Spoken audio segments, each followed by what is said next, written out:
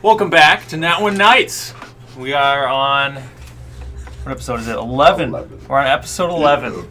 Took a little bit. We took a little hiatus for the holiday season. We had some weddings and shit. So, and shit. But we're back. And so much more than just that. And I've heard from a lot of these guys, like, we took it's been so long, like, you forget what the fuck is happening. Where the fuck we are. But that's why I'm here, baby. I'm the bard, Johnny's the paladin. What was my name again? Well, that's not wrong. Where the fuck on that second part. Where the fuck I am.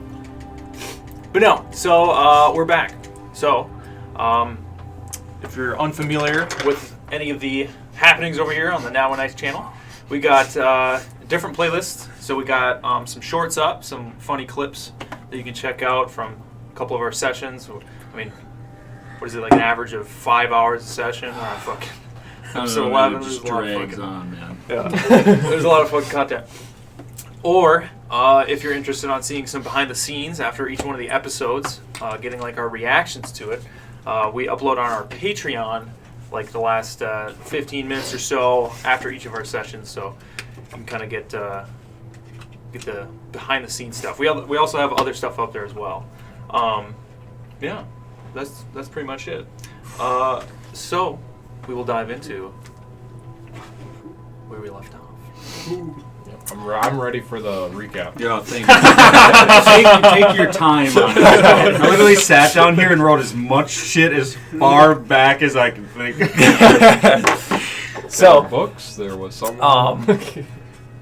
Last session, we picked up in Gemjo, the home of Benedict Battlebeard and the underground, almost metropolis that is home to many different races. And after the party roaming their way around the underground city with all these different races walking around and getting into their couple altercations, one with a Behir monster in the middle of the street on the terrace ward, or the terrace quarter, and running into some not sketchy but almost underdark underground folk, one of which being a bugbear and his companion, a little goblin, who aided you throughout the city, but after staying a couple nights in town, did a little bit of shopping. I say a little bit, you did a lot of shopping.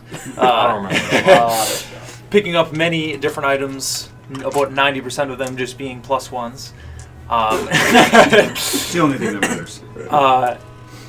There was one altercation one instance, where Chad and Caladan roamed into a small chapel, where Chad, after enduring, and Caladan enduring what happened at Newey's Cross, with this Death Knight figure, spoke with Caladan, had some words with a pastor there, and got a little twinkling of things to come. Now I remember. But picking up last episode now, the party made their way down to the Sitlock to look for a rare red coral and to hopefully find a different way into the Wixius Athenaeum, the massive, renowned library With nothing in it. that was past tense, the heart of Gemdrill. Now, the party made their way down to the Sitlock, this huge, massive, almost lake in this underground chasm, impossibly large and possibly black. They found a rowboat and started rowing their way out into the center of this lake, where then you were attacked by things that you didn't know what they were. Out of nowhere, I believe it was Chad who got yanked out of this rowboat into this black water. And before anybody knew what was happening, I believe Caladan jumped in to try and save him, and a quick fight gave way and started quickly teetering out of the party's favor. But after some quick thinking with Caladan casting his magic weapon and saving Ace and back and forth of just being yanked under and pulled back to the top, the party finally found their way on top of this rowboat. And in this rowboat, on these black waters, just started paddling and paddling and paddling before you saw a wave of these creatures coming out of the water, swimming towards you. And then they stopped. And after gathering themselves, they just started to descend into this black, murky water. You kept going and going and going. Before the black gave way, or this darkness, almost magical in a sense, gave way to a huge, almost mirrored zone underneath this lake, and the entire impossibly large cavern with near clear water you could see as far as almost a quarter mile to different stretches of this chasm. And every rock face, as you swam closer and closer and closer to a tunnel, revealed that it wasn't rock, it was more of these water-type creatures.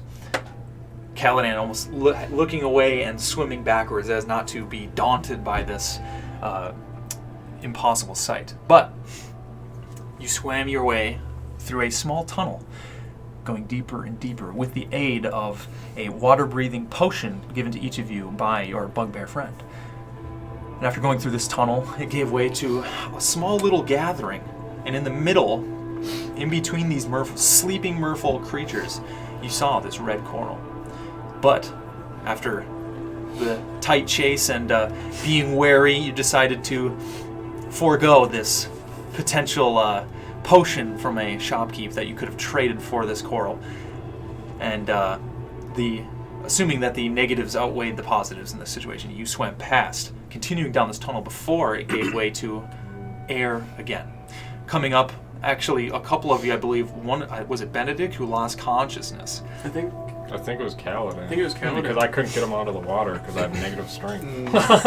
But after gathering yourselves in this small chasm, you saw two ladders ahead of you. You can only assume that this structure, this man-made stone, and these ladders led to the Athenaeum, almost a back door of sorts. And seeing a way to get in, you were quickly preoccupied by the thought, or rather the sight and sound of hundreds upon hundreds of these creatures coming out of the water to chase you. Quickly you ran up these ladders, through a trapdoor, slamming it shut, a couple of you slamming a crowbar in there, just keeping it shut as much as you can. The trapdoors rattling as these creatures are trying and scraping to get at you. And you turn around and you arrived in the Wixius Athenaeum, this impossibly tall, large, interior chamber underground of by far the biggest library any of you have ever seen, and never laying sights on it before or even knowing of what could be inside, as very few people are allowed in the past hundreds of years. You saw these tall bookshelves, almost in a circular form, with floating platforms magically drifting in between these books, or lack thereof. Most of the Athenaeum being burned and sundered and destroyed, and there are no texts to read in the entire building. But after splitting up and Chad and Caladan kind of following each other up spiraling staircases around the exterior, and Benedict and Ace exploring the bookshelves themselves, you all eventually met in the middle, at the apex of this room, in the hands of a huge 500-foot tall statue of a man. In his hands was a almost purplish crystal the size of a man, and clambering onto this huge structure in his palms, you laid your eyes upon this crystal. Now, inside the crystal is the one intact tome or book that you could find in the Athenaeum. Now, there's a problem there. It's encased in a crystal. After casting some spells, thinking of what they can do to get in, or what this tome is, trying to figure out what's going on here, why is this here but everything else is gone, Chad, using his sword, and I believe was it a spell that Caladan casts on it? I think it was No, it the was the lightning gem. lightning. Oh, it was the gem, yes. Oh. Alighting the gem inside of his sword to strike lightning damage, struck this crystal before a small spark was stuck inside of the crystal, jutting, before slowly moving through the crystal, and it gets sucked into this tome. Golden rays started wrapping around this tome, and right before that, Benedict found out that this tome was created by a wish spell. All 4 party members were sucked into this tome, and you ceased to exist for a moment before your eyes open. Much like a dream, not knowing how you got there, you found yourself amongst an endless sight of blue sunny skies and white fluffy clouds, standing on somewhat of a silver mirror glass, you're not sure what it was, almost a disc suspended in this space, and in inches of water, slowly drifting as each of you make a twitch. The ripples go across this disc as the water softly billows out the side, and a almost white noise in the background falls into this air. And in front of you stood a figure. The same figure that you saw is this 500-foot statue, but now you can see him with his flurled eyebrows and somewhat of a goatee with a flurled mustache. You quickly got yourself acquainted with Wolfwin Wixius. And after having a somewhat short, somewhat lengthy discussion with the arcanist, old arcanist of the Crystal Pillar, he did somewhat of a lore dump on you, and asking him some questions, and kind of just daunted by the seeing the face and meeting a figure in person of hundreds of years ago, a person of old and a person of lore that you've only ever heard rumors of. He told you about the Circle of the Golden Martyrs, which is, now that you put a symbol to the name, is that hand on fire that you've been seeing repeatedly pop up in different parts of the northeast, or the Whispering Meadows of the Empire. The hand on fire being on, the first time you saw it, the stone almost doorway underneath the mausoleum in Fogsfield. The second time you saw it in a book that Chad stole from Aster Belioth atop his bell tower in Newit's Cross, hoping to learn more about this symbol. The third time you saw it was on another very large stone door down in the tombs, the crypt, underneath the chapel of Newit's Cross, where then, after entering, you met the Death Knight. But Good times. as Wolfwin is talking to the party and telling you about the Circle of the Dawn Martyrs and how the King Hyman Zephyr II assembled his team, if you will, this group of loyal members to him and to the Empire itself, sacrificed themselves, going off of their duties, whatever that may be, whether it's a shepherd or a arcanist of the Crystal Pillar. They each took one of these daggers, not knowing what they were, but knowing that they were dangerous, and spread them across the Empire, and sacrificed themselves, many of which, like Wolfwin Wixius himself, using a wish spell to encase his memory to create this place and hide the knife, which then he handed to you. Another knife with a blue gem in its crossbar. Now, with 3 knives, you discuss with Wolfwin and discuss amongst yourselves what the course of action will be after this. But Caladan, which this part kind of got a little rough at the end, but Caladan, after referring to a letter that he received, suggested that you go to Valewood in the King's Fair Timberland. Caladan, if you kind of want to explain your reasons of going there. Just quick, too, before we get to that. I don't think we have a card for the knife. Do you have Yeah, I was one? gonna say, Correct. I don't think I didn't bring it with me. So it's just a blue one now? Correct. Very similar to the other ones, except there's just a blue gem in its crossbar. Alright, I'll just put that on there then. Josh, space heater. Is it under here? I kicked it, so yeah. I don't think it's plugged in now. What was the cord? This is the cord for it.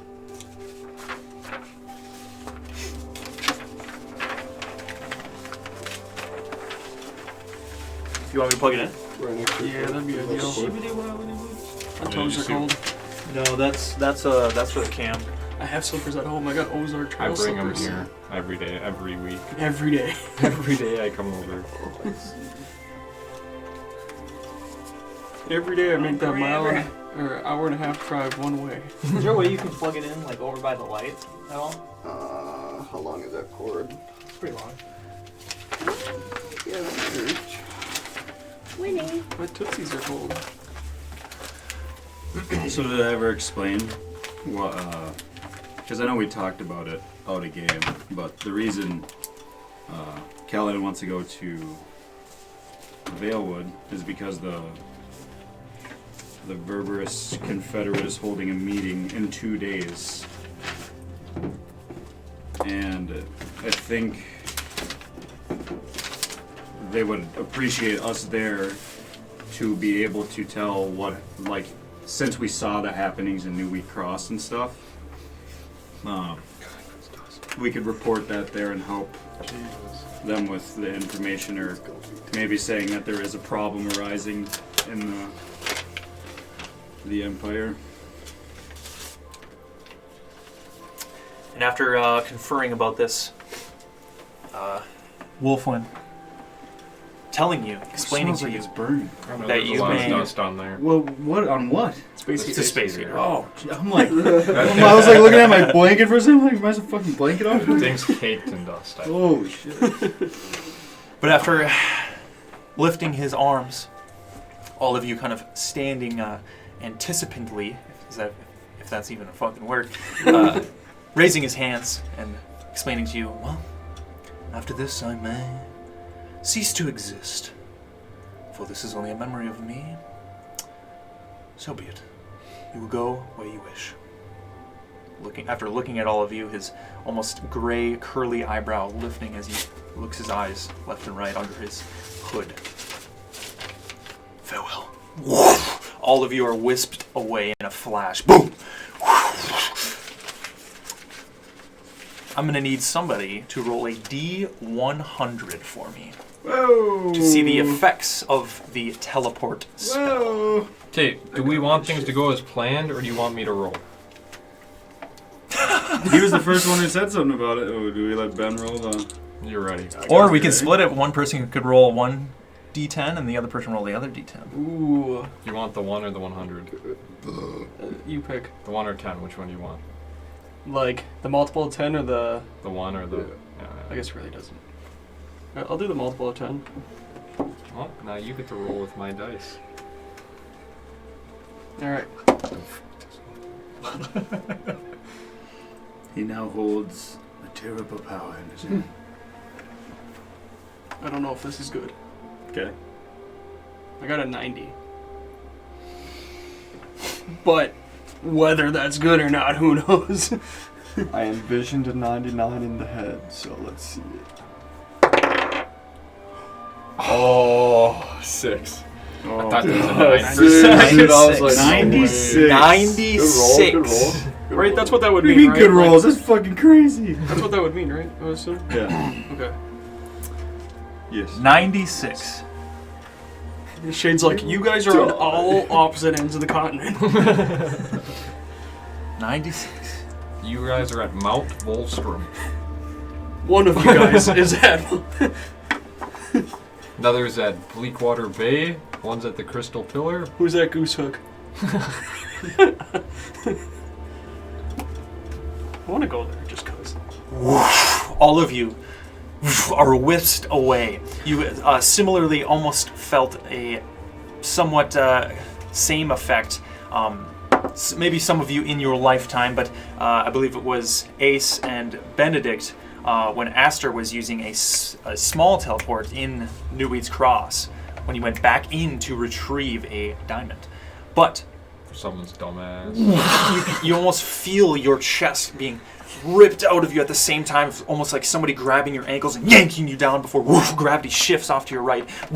All of you, the only thing you see, smell, hear is strange figures going by, almost like streaks of light that seem to be stretched beyond reality. You're not sure you can't even fathom what is happening before you stop moving. Each of you, I'm going to have to ask to make a acrobatics check. Well, that's good. That's good. Acrobatics check. It's not ideal. Wait a minute. Hold on. Something red. Well, I'm trying to figure out why I'm not proficient in acrobatics. Oh God. You know, 5. 13. 13. Not a dex That's saving not- that's throw not a or good anything roll. like that. Acrobatics. That's not a good roll to start. 13. 13. 9. 9. Oh. All of you are greeted with the familiar feel of soft green grass. Now, Caladan and Benedict, as you all arrive in this space, are thrust into the ground. Caladan, you almost fall face first. You can almost hear the iron fall and clank as you hit the ground. Benedict, you almost fall on your back. You can feel your staff or something on your person digging into your back. But all of you are greeted with the morning sun and the fresh scent of leaves and wilderness around you. Now, you don't know where you are, but you're in a forest. There are taller trees than others, some smaller. Some grasses in patches here and there are longer than others. The almost tangled trunks and woods of these trees seem to gnarl and wrap their way around each other. Some of the wildlife, you can hear birds in the distance tweeting. One of you see almost a morning dove flutter off away as you arrive in this space.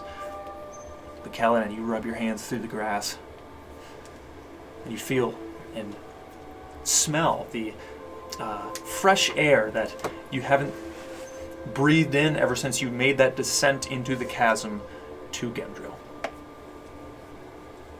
But like when I crash after like being torn through this whatever the rift was, he's gonna be sitting there. I'll smash him up, and be like, oh, and I'll like grab the grass and be like, oh, but thank God, what was that? No. And where on the map, just so I know, are we trying to go? Valewood. You're trying to go to Valewood. Oh yeah. Have I been to Valewood in my past? It's up to you, really. I would Have you? probably not. Okay. But Well, if I have, I was going to ask if it looks recognizable or anything like that. all of you guys can give me a history check. Okay. 12. Oh, 12. shit. Ooh. One away from natural 20. 19. No, an 8. 5. Oh. I got it now. What'd you get? 5. 5. 9. 12. And that was And with yours the was two. 12. 12. All of you have heard of Valewood. However, Chad and Benedict, you guys know, hidden within the depths of King's Fair, Timberland, is Valewood. From what you know, it is a old elven metropolis. It's been abandoned by the race of elves long ago, and some say that they had come and gone before the Empire's colonization. So this is an old place. Now, Benedict and all of you would know that general information. Now, Benedict and Chad, you would know nowadays strange creatures inhabit these woods surrounding the city. Very little is known about the exact location, but the structures that can be found throughout this expansive woodland topography are old, ruined, and not much of an upkeep anymore.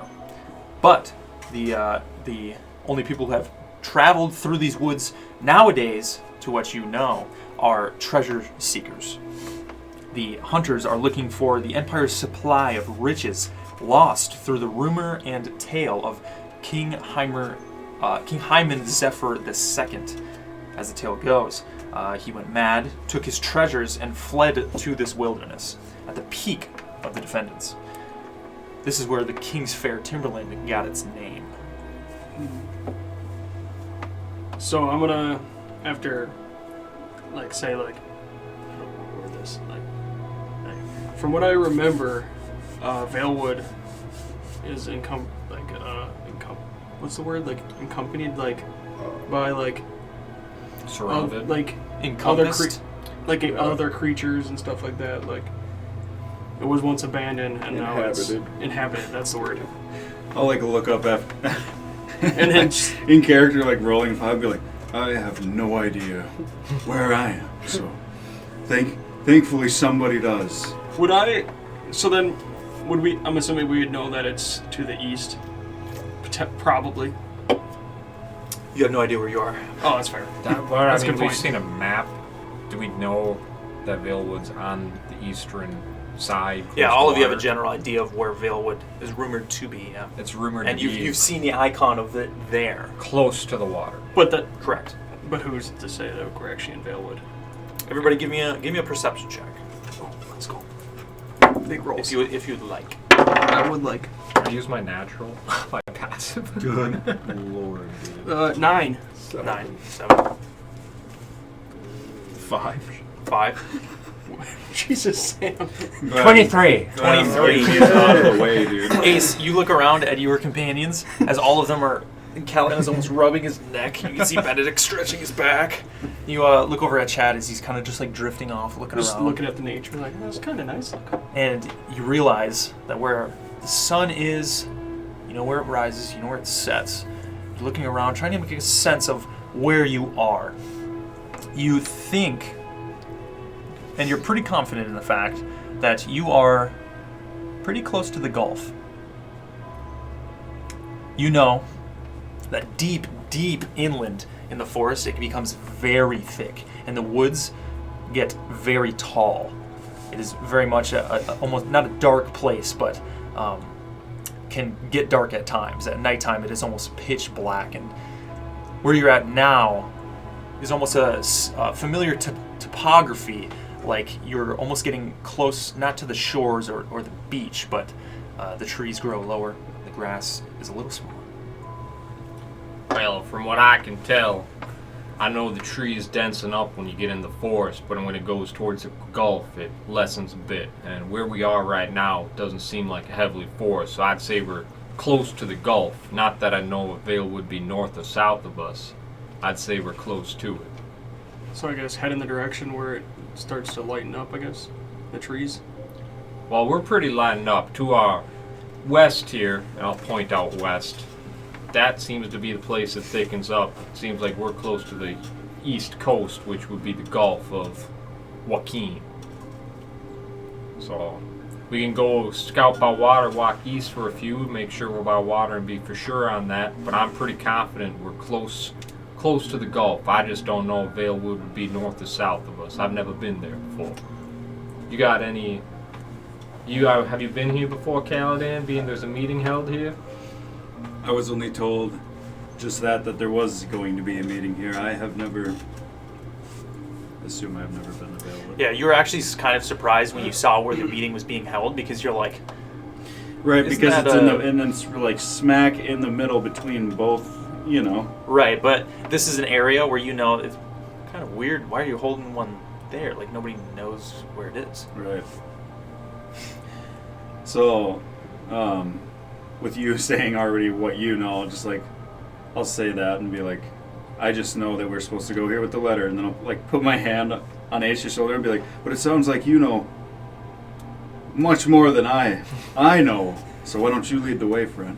Well, that's not unusual, but I say we could travel.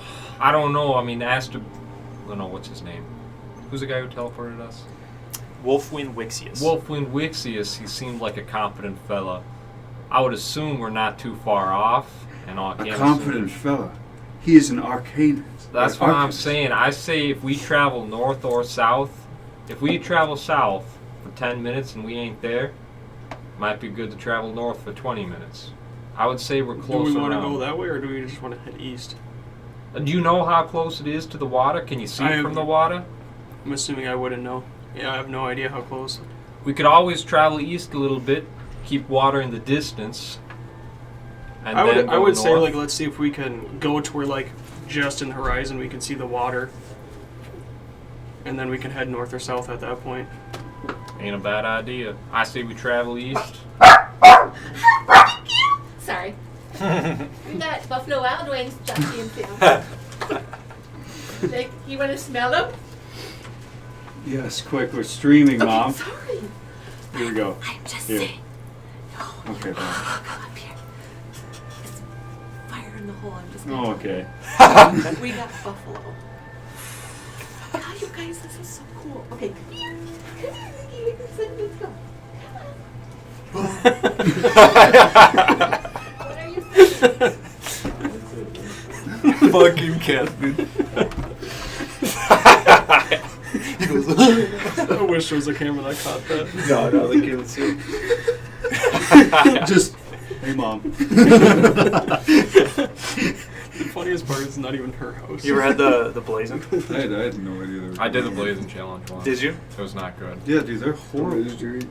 I actually didn't do the challenge. We were dumb and we just ordered them for fun. It was not fun. I heard it just tastes God, they're bad. so cool. It was not. Oh, it was so funny. I was literally crying the whole way home. Yeah, that's all I remember is like I took one. I'm like, "What's not bad?" And then like 2 minutes later, snot on my nose. I'm like, you guys just got like a gallon of fucking milk, please. I actually don't know. Are you guys? Did you say? Are you like rested? Because I'm not at full health or anything like that. yeah, because you fought like the fish people. Yeah, and we haven't rested since then. Yeah. Yeah, so a lot of you guys are probably beat up. I don't know what you guys are. I don't remember what you guys are looking like, but Perfect. Sam. yeah, a lot of you are probably pretty beaten and battered. Not me. Not you. Are you excited? You want me to set that over here? Just saying. And today's sponsor. Buffalo Wild Wings. Well, where's the sun at, like, in the sky?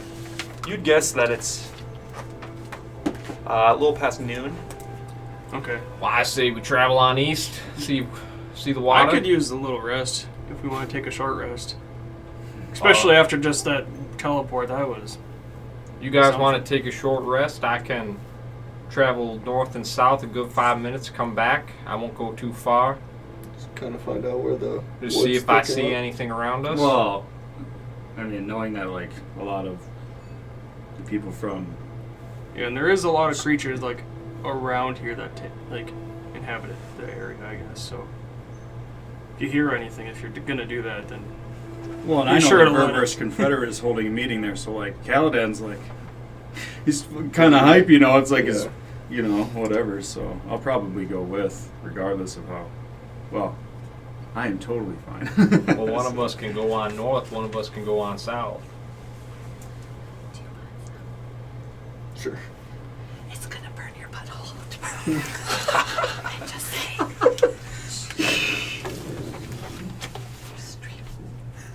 What is it? The Wild?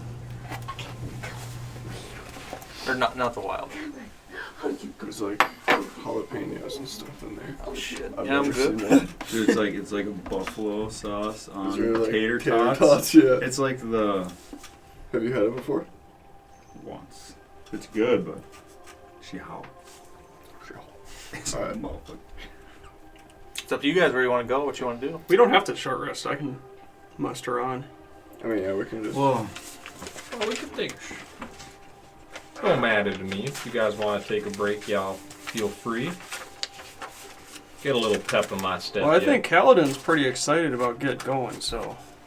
I've seen him with I such mean, I could enthusiasm. come with you if you want, just to make sure, you know, just in case something happens. I know you're used to staying in the back line, you know, I don't want you to get hurt or nothing. And I like punch you in the shoulder. Well, up to y'all. Do you want to... Does anybody else you need a rest, or is it just break? me? Is anybody else feeling? No, we can. I don't really think I even we can used. carry on. All right, let's carry There's a on. lot then. else. Well, we got a couple options. 1, travel east. 1, go north. 2, go south. 3, split up some. What are we feeling? Well, you seemed pretty confident where we are and where we're gonna go, so. I don't know if it's north or south, though. I I say- know. I I say got we a take the feeling lead. we're close to the water, but I would just take the lead. I follow can't you. take the lead, except I got no idea where Valewood is. Well, I say we travel east, make sure we see the water, and then we can go north or south from there. Sounds like a plan. Let's do it. We're going to start traveling towards where we think the water is. All right. So I'm gonna need somebody similar to what we've done before to roll a d20 for me. So, Well, me and you already Whoever did for wants the D100, so yeah. Sam's turn. Okay. Alright. no more 5s. This is a. What was it? You just roll it. 15. 15. That's bad. Better than my average so far. So Dragon comes down. So all of you gather yourselves, deciding not to take a short rest for now, but in the noon sun, the high noon sun, deciding to press your way through the forest going to the east. After hearing what Ace had to say about where you, at least he thinks that you are, you get the sense that you might be close to the gulf itself. You start walking. All of you now, walking through this forest, it's very, there is no trail here. You are very much in the center of a huge woodland. Now, you're kind of on the outer stretches of the depths. However, at times when you're going through, you can see the almost rocky formations. There isn't really any flat ground here. You're constantly going up and down and left and right, having to dodge through trees and climb over trunks. You can see at times there are almost puddles of water and dead logs where you might kick it over and you can see a couple beetles scatter about. But you go along through the woods, heading east. You walk in for a half an hour, an hour. I'm going to need everybody to roll a perception check and tell me your marching order.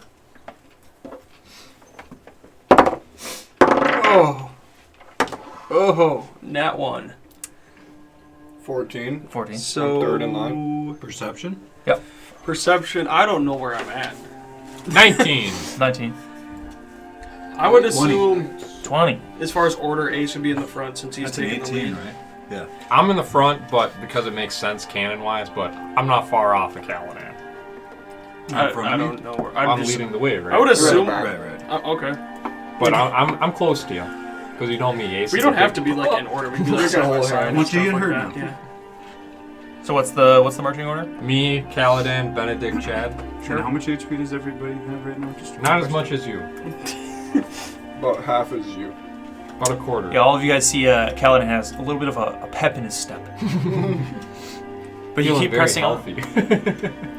on. Walking through these woods now for almost an hour, looking around.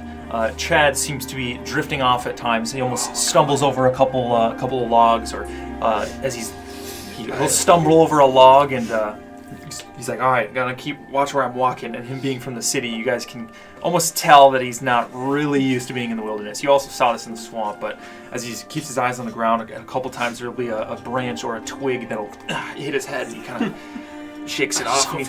Whenever you are looking around and peering, all of the rest of the party actually being very perceptive and noticing things and wildlife deep within the trunks of the trees. When you look back, you can see Chad is brushing leaves off. Yeah, of I'm his just while we're clothes. walking, I'm just like mumbling to myself, like, God, I wish we were back in the city. I'm tired of this wilderness. Before Ace, you being in the front, and Caladan having a good roll, ahead of you where you're heading, it's hard to go in a straight line, right? So you're at times having to drift around, but then get back on track here and there. But off ahead of you, you can see some of the trees seem to be in a weird formation, and You faintly see gray ahead of you. At times, through the trunks of the trees, you can see patches of green, gray. It's a rock formation. And as you get closer, maybe, since it's so dense in here, it's maybe 100 feet away from you. And this looks to be somewhat of an old stone wall. It seems to be stretching almost at an angle, but you're about to, if you keep course, gonna come across this wall, and at times it's very much dilapidated, and there's patches where you can easily walk through. But at its tipping points, from what you can see here, maybe 50 feet at its tallest. Am I thinking like this is like a Great Wall of China, or is this like I mean, not as big or to that extent. Well, no, yeah. am I thinking it's something like a wall? It's a wall. To my knowledge, is there something like a wall over here, or is this most likely some sort of settlement? Benedict, you would know That's a good question. that Like, you know what I you've mean? heard of Valewood and rumors of the entity of it itself being in Kingsford, Just Timberland. obviously being There, close by. you think you've heard maybe once or read in a book somewhere that there was something to the effect of a wall spanning miles around the city. Around Velwood. Correct. Well, And just you saw that wall?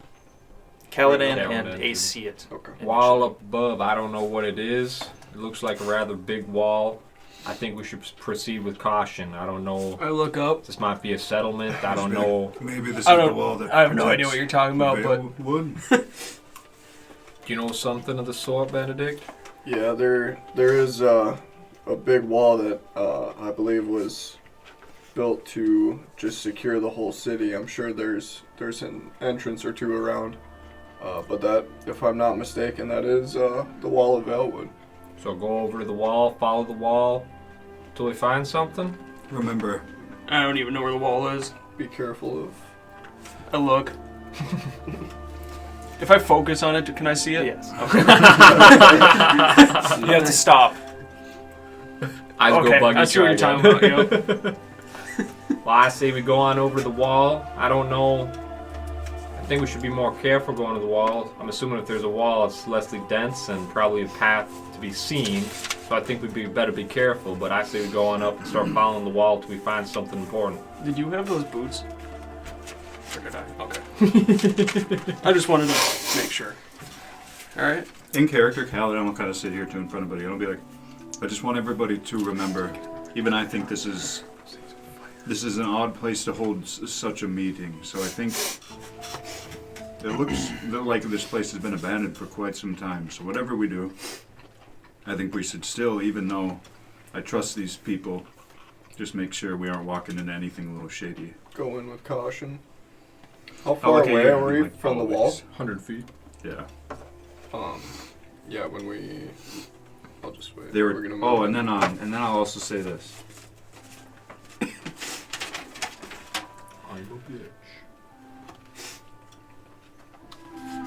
They also mentioned that even they can sense that tough times are brewing, and that it feels as if it was just before the defendants. Defendants. I say we start moving our way up, be on edge. I'm gonna start walking up. I'm on edge. Start looking out, guys. I'll be right behind you. Don't want to miss anything. Being a little bit cautious, you draw closer to this wall. You can kind of use the trunks of the trees. You're walking behind a tree before getting a better view, and then you find another one to get up behind, and you make your way closer and closer to this stone wall. Now, you can see it a little bit better as you approach, and these blocks that make this wall are huge blocks, and there's almost none of them that they're almost to the point where they look like normal boulders now. It's very, if you weren't really looking good, it would almost be hard to tell that this was man-made. The moss and vines almost seem to wrap and almost engulf it, and at times you can see the dirt of the hill and grass has begun to grow, like this wall has completely just become part of the forest. You're about 40 feet away before you can hear just a little twig snap. Now you in the front, being Ace, you see it first. a figure upstretched over the stone wall in the draw of a bow, holding right at you. It's maybe 40 feet away. He's up top, maybe 10 feet off the ground. Does he look humanoid? Like he looks like not a goblin or an orc? Correct. You see a humanoid figure adorned in like leather armor, but almost like it has a woodland aspect to it. No, it has almost a belt, leather strap that goes around his torso, and a cap that seems almost off kilter. Before Kaladin, you see another figure, similar in effect. Step over a little bit, 5-foot stone off to your left, maybe 20 feet from that figure. Benedict, you see another figure, maybe 5 feet behind that main figure, stand up. You see an orc on the right, 2 humans for the human up top. Halt! What are you doing? We got teleported out here somehow, and we're just trying to find civilization. We're here for the meeting. Our friend here is a... Go on. Speak! Excuse my friend here, and I'll kind of like walk. I have received a letter telling us that the Viverish Confederates is holding a meeting in Valewood. My name is Shepherd Kaladin Northway. You can see him kind of pause for a second. And I ain't shook, dog. I ain't Before- shook. Sure. You have this figure's drawing the bow on you, and the other 2 seem to be almost snapping in between the other 3 of you. Before you see this this male human atop, kind of looks off to the figure to his left. Hi. Well, pay the fee, and you may pass through the wall. What's the fee? Are you not a part of this meeting that I'm speaking of? Yeah, I'd like to... And I'm gonna I'll relaxedly, like, Can I put my tell if hand this on guy my has ball. no idea what the fuck we're talking about? Yeah. Give me an insight Because check. it certainly seems Yeah, like it. I'm sorry, that's very I'm gonna do meta. the same thing. I'm gonna do the vibe check. Give on me that. give me an insight check. Just because I see an orc. 21. I didn't roll shit. 21? Yeah, I'm fucked. You get the sense that this guy has no idea what you're talking about. Well, friend, why don't you come show us and we can pay the fee for you? You want to come down and show us the way through? It'll be very hard to pay the fee when you're all the way up there. You see him kind of looking around at all 4 of you before taking his bow, kind of softening it down a little bit. Kind of rests his hand on the hilt of his sword. You may pass. Just drop your gold on the ground there.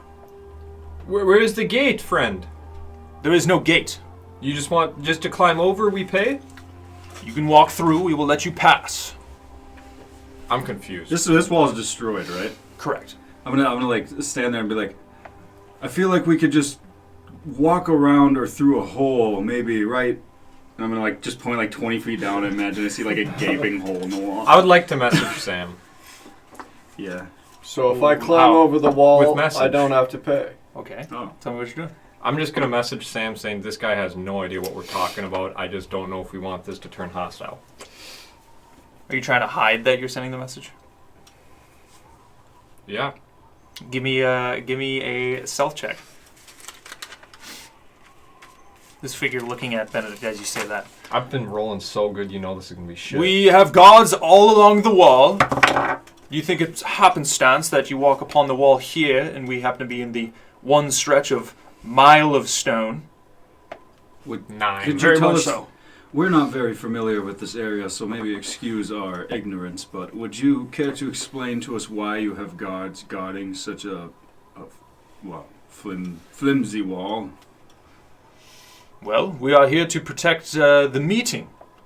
As you know, in Valewood, that you so say you are going to, we are the guards, here to protect it from intruders. I'm not sure what magic you seem to be casting or talking to or trying to do, gesturing towards you as you cast this message. But this could be a simple exchange.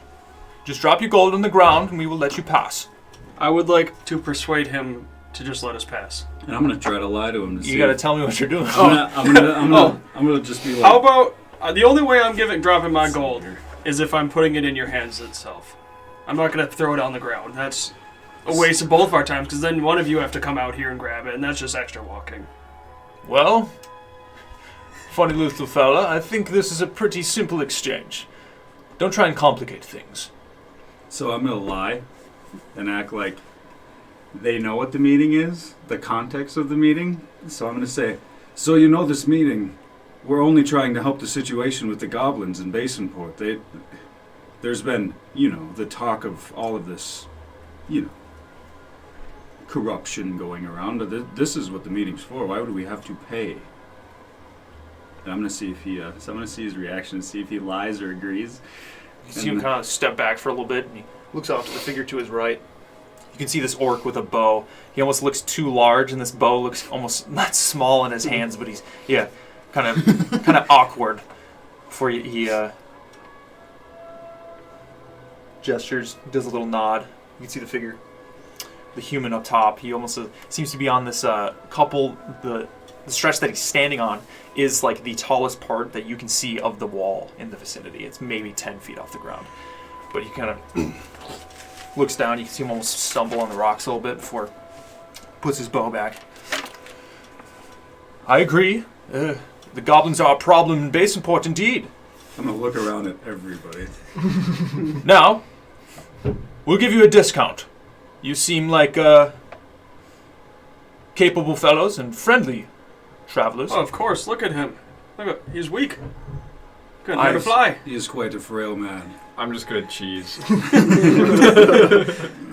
However, And this guy's like 3 feet. We mean no harm. Me just leaning on my staff. you will still need to pay a fee. I will give you a discount. I tell you what, you drop 5 gold there, walk through, we don't have an issue. How much of a discount is that off the original? That's a quarter. I don't know what that is. It's like 15% or something. What do you guys think? So they they I'm broke. can't hear us if we're like if I look at Ace and I'll be like, these guys are clowns, So like, What? are we gonna pay? Is this Or where are we we gonna ask make a them problem for with our this? 5 gold? Do we ask them if they want their lives, or... We'll give you 1 minute How many- to make your decision. How many do we see, roughly? You see 3. 3 people? Correct. Or, well, 3. Okay. Okay, well... Figure. After 1 Do minute, we know if there's a bunch of hooligans and bandits in this woods? I have no We know that there's idea. potential treasure hunters or They're probably just Maybe treasure hunters. I don't think they know what hunters they're... I come don't think to kill the necessarily we need creatures to turn inhabited this here. violent, but I I ain't also- paying those treasure hunters. I don't no have gold. much more than 5. And I'm gonna sit there and I'll get snarky and be like, well, I'm sick and tired of being disrespected as a shepherd by so-called guards. what say you? Is it violent? I'm gonna or we lean give up them on my ultimatum? staff And and I'm just just look at looking aside. Kaladin and just say, I'm just gonna nod at him, say, well said, and then I'm just gonna walk towards the gate, or like the high point that he's standing on, and just walk straight up the wall and straight past him. You unsheath the sword. Halt! Halt! Halt! I keep walking and Obviously I point creeped my out. staff at him as Oh, I'm like and when walking he up. does that, I'm gonna say, I think you're making a very wrong decision. And he'll see me pull in the fire, and I'll try to intimidate him. And I'll be like, and if you knew any shred of who I was, or what I've done to be summoned to such meeting, I think you would have a little bit more respect for me in this party. And I will go for intimidation. Yeah, you rise. You see Benedict walk up and hold his staff out, and your staff almost touching his sword, his steel sword. I need one of you to roll an intimidation check at advantage, or both of you just roll an intimidation check. Go for it. Go for plus Kaladin. 6 intimidation. Oh, fucking 1. At advantage. Okay, advantage. Oh, at advantage. 17. 17. As you say this, kind of standing behind Benedict, the tear, almost flame coming out of your eyes, sitting there talking to him. Out by Benedict, he's standing a good maybe 3-4 feet above you with his sword. Sheaths it. I don't see why you have to make it such an issue. However, you will still have to pay the fee when you leave. He's now not making eye contact. I'm just I think gonna we nod can- and I think say we can work right with that. and keep walking down the. I'll just like, as we walk by him, I'm gonna get real close and I'll be like, that's if we even make it back from whatever we're walking. I would like to, as we're walking by, with the Arcane Trickster, I got Mage Hand Ledger Man, which I can pickpocket with Mage Hand. I would like to take whatever the fuck I can from these guys' pockets. Honestly, All right, who are you? I'll, Yeah. Who are you trying to steal from? The main guy talking. Sure, give me a sleight of hand check. 20. Nat 20 or? No, not. Actually, none of you see Ace, but as you're walking, you kind of he's just kind of backs off, and you can see him start to clamber down the wall below Benedict, and the other two figures seem to kind of just drift off in kind of a distance, but keeping an eye out as he kind of seems to be walking almost away from you. You cast this mage hand, this ethereal blue hand that is almost invisible, but not quite, as it silently drifts through the air. You kind of reach into his small satchel almost at his hip. Roll a 1d4 for me. 2. A 2. You can almost get under the flap, and this ethereal hand that you're casting gets into his bag. You can wiggle the fingers around a little bit. It's kind of weird because you can't feel with your hand, but you're almost like trying to grasp at something that you can't feel. But you just kind of make the motion of grabbing something and pull it out and drift it back towards you. I'll just keep walking, man. No shit happened here. You guys don't see. I'm gonna follow them. I'm just following Kaladin. We're just walking. I'm keeping an eye on them. If they were to draw, I'm ready to draw. All right. Yeah. As you continue walking, now the stone wall, it almost doesn't open up, but you can see where a patch of trees down the line of this wall, it seems to be almost cleared out, where since it's been long ago, some of the trees have easily overgrown it. But you look to your left and your right as you pass through, you can see it slowly curve off to the left for, you assume, maybe a quarter of a mile before it goes in between the trees and out of view, and the same thing on the left. But you continue walking, the topography pretty much the same, and the figures who you just encountered slowly drift out of view behind you. You look at what you grabbed, and it seems to be some sort of an ore, a stone. You're not sure. It's a rough, like, large, maybe an orange-sized little clump, and at times you can see a shine of almost a metal. Do we see him looking at that? I'm not You trying know what to I hide it. imagine? When I was doing the intimidating thing while you're up there, you just have like your stab point and you just like get a rock out. Do you think I knew it, man. Benedict likes rocks? Do you think he might know what that is? Oh, good idea, Chad. This was on our good old buddy. I'll look back. You know what this is? I'm gonna stare at it and be like, "Oh yeah, that looks really tasty." Don't eat it if you can help it. Yeah. Give it a nice little sniff. They'll be like, they're just gonna be like, "Oh, I, I never get used to this." roll like a history on this rock. Benedict Or- eats the rock and gains Sure, 4 give me a feet. history check. 14. Which I believe you do get advantage Because I'm It's a nice because roll. you're, you know, deep. No. yeah. So like anything that has to relate to rock or might need to do some stone, trick. That's why I know it was. It's only 17. natural. 17. Looking at this ore, it's obviously an ore. There's some sort of a metal inside. Now, you're not sure if it's steel. There's not enough to see if it's steel or if it's silver. It could be platinum. It's just an ore with metal inside. Alright. So, could be very expensive. Could be very not expensive. But how does But, it taste? It does look like a good snack.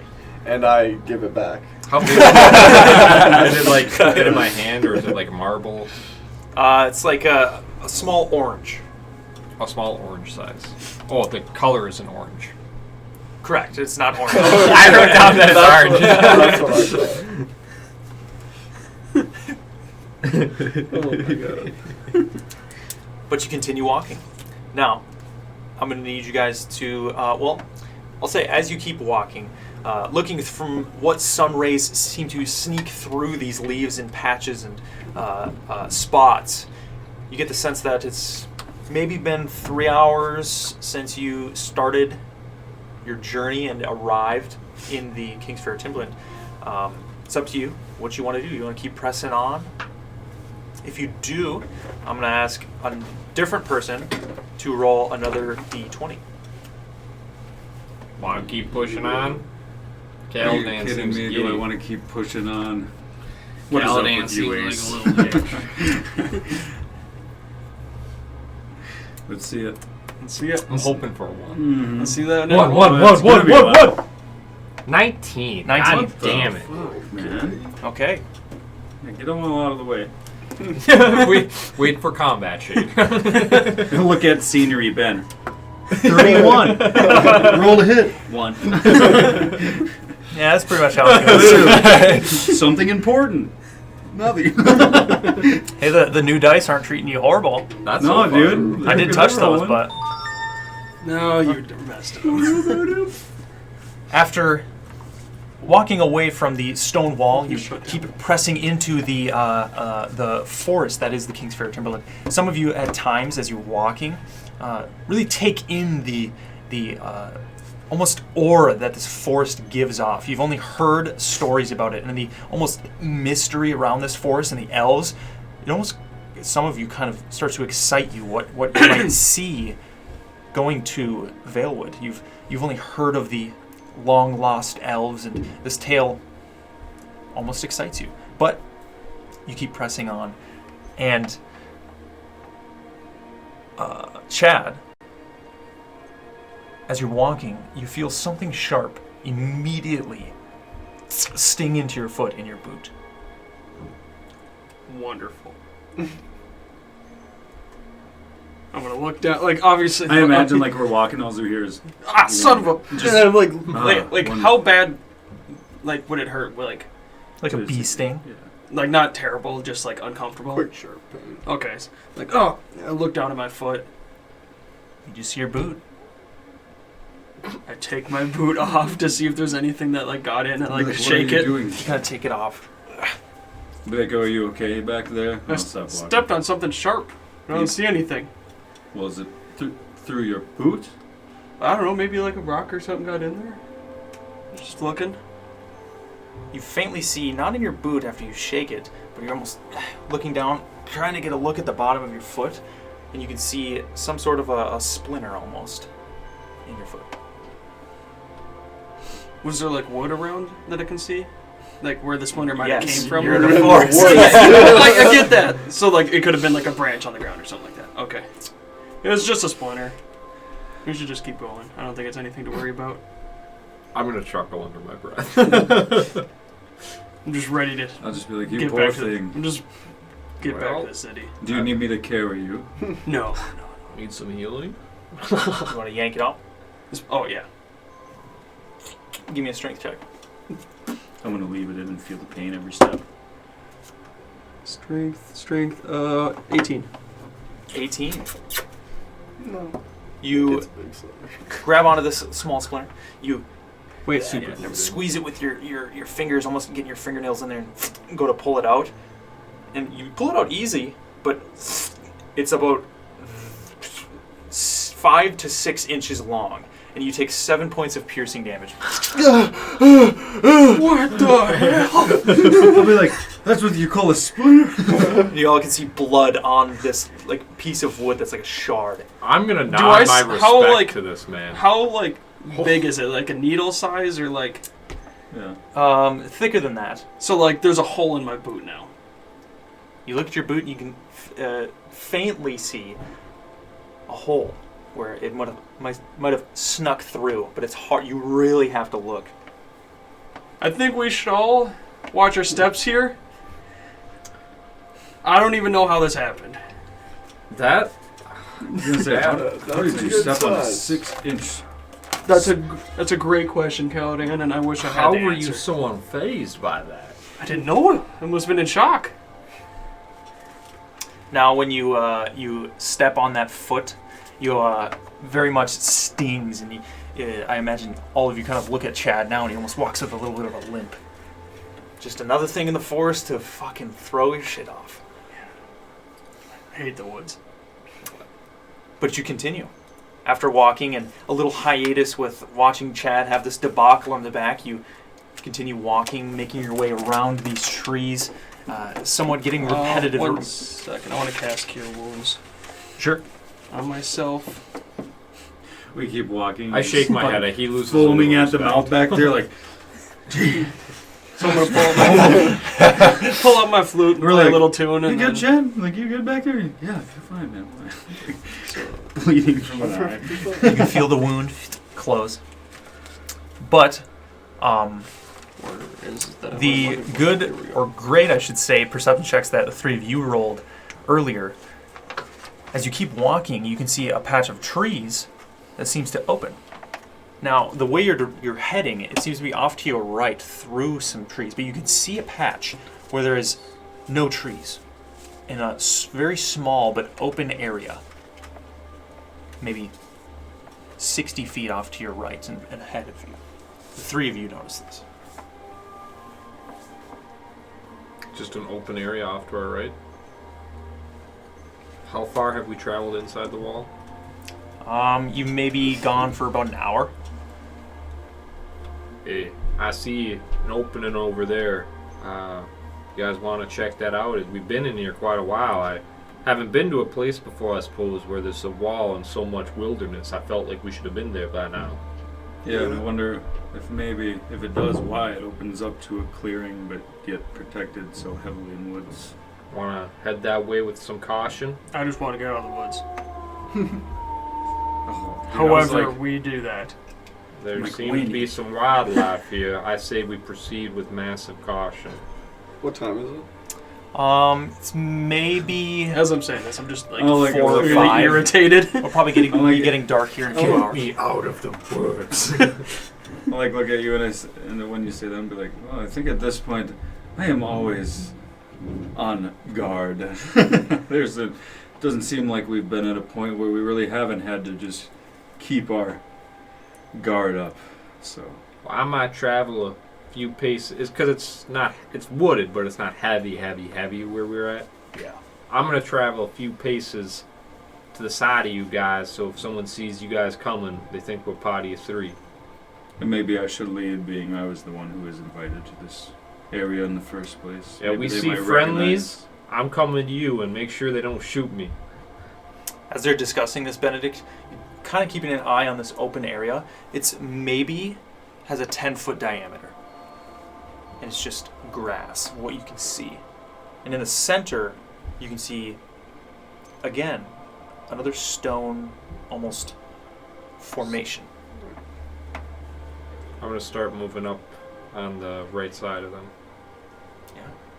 As Yes. we're Go ahead. as we're walking forward, now that you're ahead, I'll just squint and keep looking ahead past Kaladin and mutter out, I'm pretty sure that's not a big clearing unless maybe that's like a tomb entrance up there or like some sort of old statue, but I see some rocks up ahead. Imagine another tomb entrance, huh? Yeah, if we could not go in that if it happens to be that. I don't want another dark cave. Yeah. Well, let's find out. Approaching all of you, Ace, as you veer off to the right, there's almost patches where the trees are too dense, and you kind of have to lean and squeeze your way through, crouching, but also at the same time stepping over through branches. As So- stealthily as I can. As stealthy as you can. Give me a stealth check. You look I have over. advantage with that, so you know. Okay. Your companions are woke? about to reach it. 18. Your companions are about to reach it before you do, but you squeeze through and almost trying to catch up to them and get to a good spot. You get a I'm view. not getting into the Correct. opening. Okay. You saying maybe 15 feet into the trees. Look right as your companions and all of you see as you arrive in this small circlet. The trees seem to grow and stop almost in a perfect circle. The leaves themselves around a ring, and the golden rays of light, now that it's about 4 or 5, come off kilter, but illuminate a stone formation in the middle.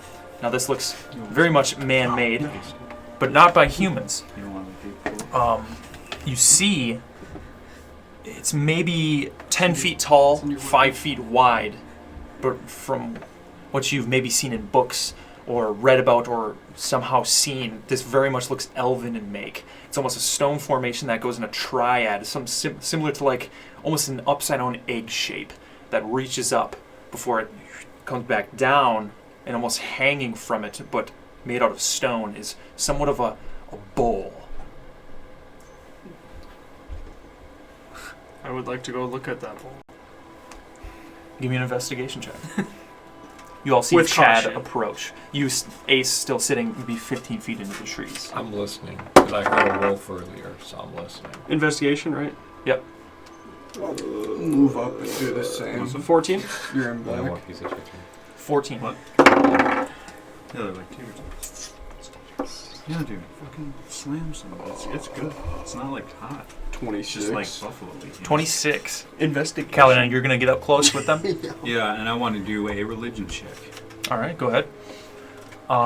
You all approach. It's kind of works out with the three of you because the way the formation is, you can kind of lay your hands on it and peek through to get a good look at what this is. And it's weird looking at the stone that almost seems to be reminiscent of wood, but just the way that it's carved. It's very thin. If but it looks like wood, I don't want to touch it. 15. it's not wood. It's No, stone. I'm just saying, like, if it 15. looks like it, I'm just Gotcha. like, 15. done with wood. You all kind of get closer and look at this, and as you're leaning in, it's surprising the way this structure, how thin it is, how well it was made to perfectly almost engineer and hold this bowl, which looks very heavy. As you lean in and look inside the bowl, you see it's hard to tell what it is. It's not water, but it's also not nothing. It's almost like in between a mist and an air. With a 15 on the religion check,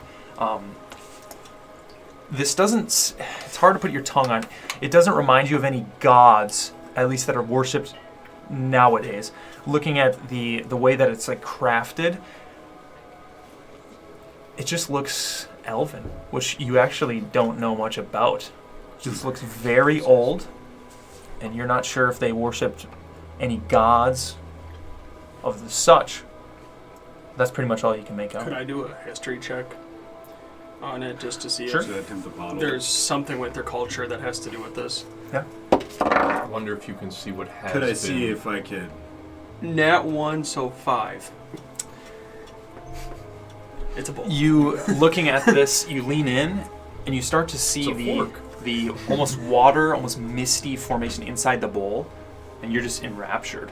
You're not really thinking about how it was made or where it's from. You just, damn, this looks cool. Now, leaning in, the three of you,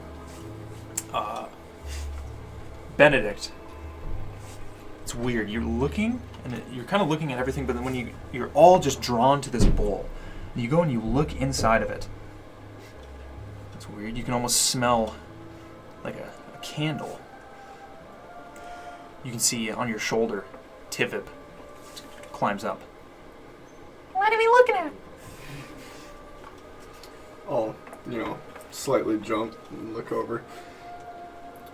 I'll bop him on his little head too, so his spores release. Tibip, we're not sure what we're looking Not at. this again. Yeah, you haven't seen anything like this, have you? You two now begin to hear in your mind as you're all leaning in, almost butting heads now, looking into this bowl. You can hear Tivip. I don't know what I'm looking at. Would you mind maybe seeing what would happen if you maybe just gave it a little poke, Tibbet? Master? He takes his staff out. It's pretty far for him because he's only inches tall, but he grabs onto your almost collar, leans down, takes his little twig staff, swirling it around. It's not water. It's almost like a fog. You can see it start to swirl before returning to its form. The smog or whatever it is in like a vial. Sure, you take out a vial. You kind of try to pick it up and get it as best you can, and it's really weird. It's almost like a mist, but it unnaturally like almost goes back to its form, like a smoke, as you're moving your hand around. But you kind of get it as best you can, put a little cork on, kind of wrap it up. You look in, just a little glass vial. Before the mist forms almost an opaque color inside the vial. Now, as Ttrpg is saying this and you're all looking in, almost at the same instant, Ace, you see all of your party members stop talking and they're just staring in. Benedict, the smell that you smelled, this fog, you're looking in and you almost start to get a vision. You can see a cozy library. You can see yourself sitting there with Ttrpg on your shoulder. He almost has a small book that's maybe the size of an M&M. As he's sitting on your shoulder reading it, you can see yourself with your feet kicked up on the table, reading through this book. Who's the closest one to me? Caladan. I don't see them talking at all. Are they moving at all? They're just kind of looking in the bowl. They're not like frozen. But they're not natural. I mean, they just look Like they're really focusing, trying to see what it is. So it doesn't look like, to me, there's two options. One, they'd be talking. Two, they'd be looking at it. But is it just look like they're looking and standing there, or does it look like they're entranced? It just kind of looks like they're looking. Right. A little hard to tell, but as of right now, I'm fine. Benedict, you're seeing yourself sit there in this cozy library, and it's weird. This library just looks not familiar, but it's almost like a friendly feeling, and you can slowly see phantoms, like a almost ethereal blue figure of your parents start to approach you, kind of looking at your book and what you're working on. You can see their mouths moving, but you can't hear any noise. For your father just taps you on the shoulder and walks away, and your mom starts walking over and starts swirling something almost in a bowl like she's making food. Caladan, you see a vision immediately. You can't hear anything, but you can almost just imagine the noise of a crowd as you see yourself standing, almost looking over your own shoulder from behind, as you're in shining armor, the greatest armor you've ever seen. You're like, damn. But you're looking over across this vast sea of people before it drops off into the mist beyond. Hundreds upon hundreds. And you take your hammer and you raise it. And you can see the crowd waving banners of the colors of Stronghold and Petu. Before lightning strikes your hammer, a purple darkness into your hammer, only for a second, and the entire sky goes dark, and you can see yourself, and from behind, the just tips of green flames almost coming out of your eyes, before it goes back to the golden sunny sky. Chat, you looking in? You see a reflection of yourself. Your little head as you're peering into this bowl. But above you, you don't see any trees. You just see golden rays. And you can almost feel the warmth. You're a little confused. You just see yourself. What do the golden rays feel like? Is it just comforting and warmth, or The golden rays from the sunlight, you can't tell if it's weird because you're looking in this reflection and you don't feel the rays yourself from the environment you're in, but through this reflection, it's like you can almost feel your reflection and the golden rays on his shoulder. It almost feels like just a warm, just a presence. just comforting? Before the mist completely dissipates and it's just a stone bowl, and you see your three companions kind of look around at each other. They seem fine. I'm staying hidden and I'm listening for things. Anybody else just have see the reflection? Little vision. Vision? You had a vision? I mean, I experienced nothing but greatness, but a little confusing at the end of mine, but I we saw won't remember that part. a reflection of my face. I saw me in what looked to be a position of power with magnificent armor, mind you. And they were waving my banners in front of me. But then, at the end, or during it, I saw a flash of lightning and green flames. Yeah, imagine. But then it went back to me. Similar to like the green flames we saw before. And I'm like, look at you like... That's comforting. But then it came back to me, and that was my vision standing in front of people. What was yours? Mine was my mother and father. I was in a library with Tivik, just writing in a book. And Tivik was studying in a book, and my parents showed up and were talking, but I couldn't hear anything that they were saying. And that was it. Are you still sitting in the trees, Ace? Has anyone called me over? No, I'm still in the trees. You see your companions talking. Well, do I have the bottle still, right? Yep. I'm going to put it in the haversack. All right. You can add to your inventory a vial of magical fog. Thank God, dude. I always wanted one. Do I hear anything around us? With a good perception check you rolled earlier, just wildlife, the same wildlife you heard on your travels. How long have you been standing in this clearing? Maybe nearing 10 minutes. If nothing's came, I'm going to start walking over. All right. Yeah, I know. I've been seeing that. I was right above the flame. I didn't like it. You can just put it on. Now, all of you would notice it's probably going to be dark here in an hour or two. Wow. Do we? So I'm gonna look to see if there's like any sort of like place to build a shelter that would like, or if the clearing that we're in is the best.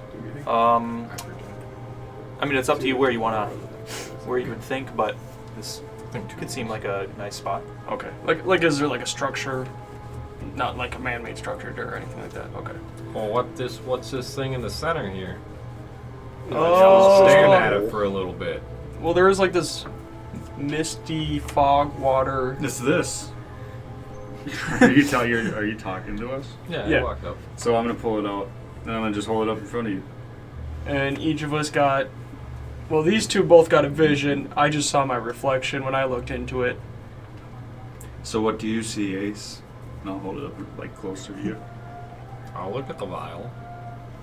You just see a little opaque white fog, and as he swirls it slowly, Looks like some fog in a vial to me, Caladan. You must have to be smart or something to be able to see these visions. I don't know. I'll look at Cal and nod. You're like, yeah, smart. I suppose. You guys done investigating it? I think so. Yeah, I think. I think I've had enough of fondling the fog, and then I'll put the thing back into my pouch again. Well, it seems like we got an hour till nightfall. Do we want to keep pushing on the meeting tomorrow or the next day, Caladan? I don't really know what we should do. I was given very, very little information. I don't know, Well, and I don't really even know this area as well, so I say we push on, but if we find a spot to rest, we take our rest because Agreed. I don't think we'll get much done during the night. Works for me. We could rest outside of the square. Seems to be a point of interest in case anyone else passes by. Maybe we could ask them a question. we just need to watch out for those Yeah, watch out. guards And sticks. roaming around the areas. And sticks. Or And some- Sorry about the sticks. I want to take a Just rest stare here, off or do into you the want to push on distance. for an hour, Caladan? This is your... You want to push on, right? I'm fine with anything. If it gets dark, I can create a light source so we can see. Let's So- keep going an hour, maybe to see if we can see anything else. Any indications of if we're close to Valewood. So from where we entered the wall, with the curvature of the wall, from as far as we could see, can we kind of tell which direction was the center from then? yeah, you make a survival check for me with advantage.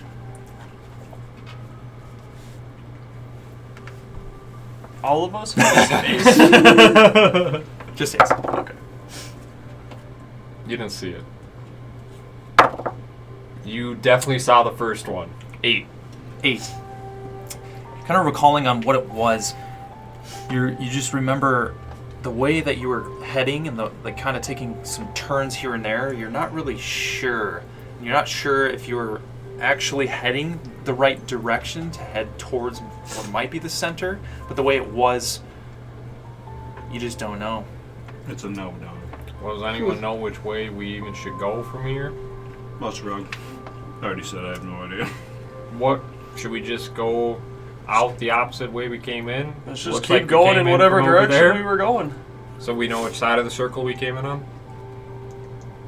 Yeah. We're gonna head out the other side. Yep. Alright. I'm going to need one of you to roll another d20. Whose turn is it this Your time? turn with your own dice. Yeah. I'm ready for the natty, baby. Natty ice. Alright, let's see it. Ice. You didn't clarify which nat. You ever get a mustache hair in your mouth? Yeah, it sucks. 4. 4. We all get struck by lightning. Nice 4. Go ahead and roll a 1d4 for me. Pack your bags, we This is for how many dragons? Oh, you like dragons. One. Well, no. No. Imagine. Fucking hair, man.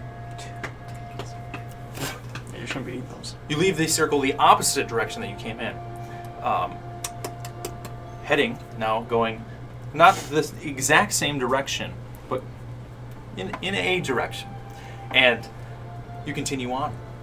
The forest now, you now can make out, maybe it's the time of day, now that it's getting closer towards night, or a gradual just remembrance of what you when you first arrived. But you can tell that this forest, it's weird. It's almost like you think you're getting closer to the Gulf, but then at times it grows thicker, and you're now seeing trees that are taller, way taller than you've seen when you first arrived.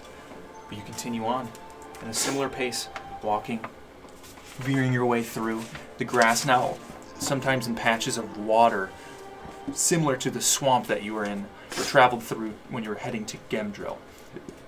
But eventually, the sun is starting to disappear. It's getting below the trees, and you start to see your own shadows, but you keep pressing on and pressing on. After maybe an hour or two, you are engulfed in darkness. Cast the light. Cantrip. I'm gonna slap my goggles. Yeah. I'm gonna cast What are you light. casting light on? No, just like the light. Well, do we all have dark vision now? Dancing Oh, light. dancing Dark light. Dancing light, sorry. Yeah, I do. Well, then we all have We dark all vision have now. We all dark do? vision. Yeah. Can Oh, we yeah, can we that's see with dark vision or? I mean, with dark vision, you can see maybe It's 10 not feet like- out ahead of you, like, In darkness. Yeah. It's not. but it's crazy, not crazy. great. Yeah. Caladan with his goggles on, almost like a beak I'm going to chuckle on the after glasses. I see him put them on. I think they look fucking hilarious. Yeah, I do it every time. So it's like, imagine they're gonna be like off to the side, kind of, and be like gas welders. You know what I mean? I'm just thinking of like a dragonborn with goggles. I'll like slide them on and be like, oh yeah, better. And then as Benedict casts them, you're just like, oh. Yeah, flashbang. Well, do we feel like pushing on in the dark, or is it time to take a rest and pick her on up in the morning? I'm good with whatever. With this light, maybe find a spot to rest out of the damp water and take some watches, pick it back up in the morning, Caladan? I suppose that works. Alrighty then. I'll take first watch after we find a spot. Let's look for a spot quick. Do we see anywhere that'd be good to rest? So all the light that you have up is the dancing lights. Yep. Give me a perception check. I've been nutty at those tonight, Shade. Don't fucking test me, baby. I hope it's a 1. Whoever would want to look for a spot. That doesn't count.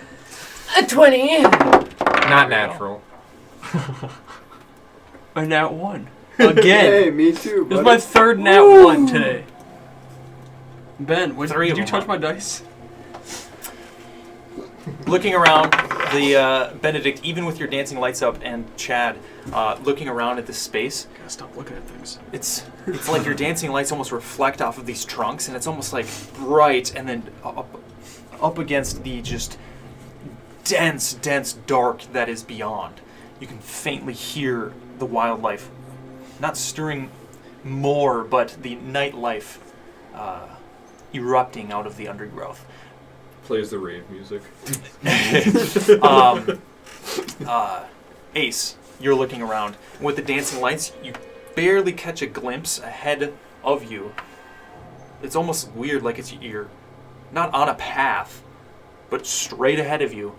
Maybe 100 feet out, it seems to almost split, where there's just a patch of like no trees, and you can faintly see reflections of your light off of something smooth, different formations.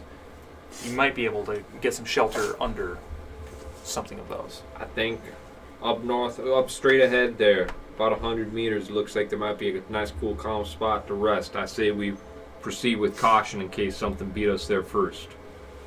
Sounds like sounds like a plan. I'll have our dancing lights follow us, and we'll follow behind you since. Yeah, follow a good 30, 40 feet behind me. I'll be moving quietly. They'll see your dancing lights, not me, hopefully. I'll be off to the side. I'll lead us on, though. Yeah. So you're ahead? I'm ahead of them, I'll keep all our dancing slightly lights to the right. above our group. The light's Yeah, on nice. them, so I'm moving stealthy, but I know I don't have much light. Gotcha.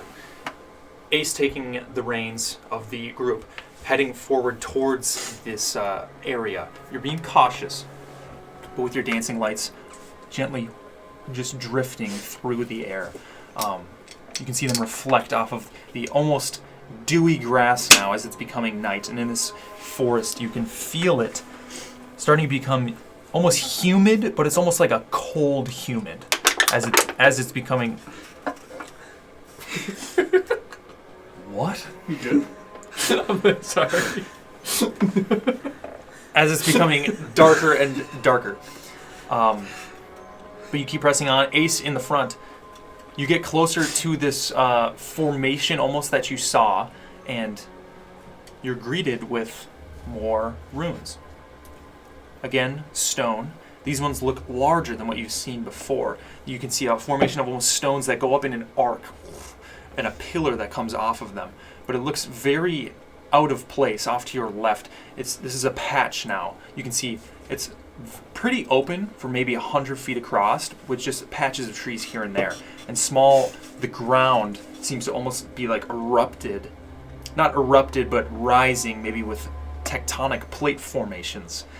And the man-made stone rising out of the grass.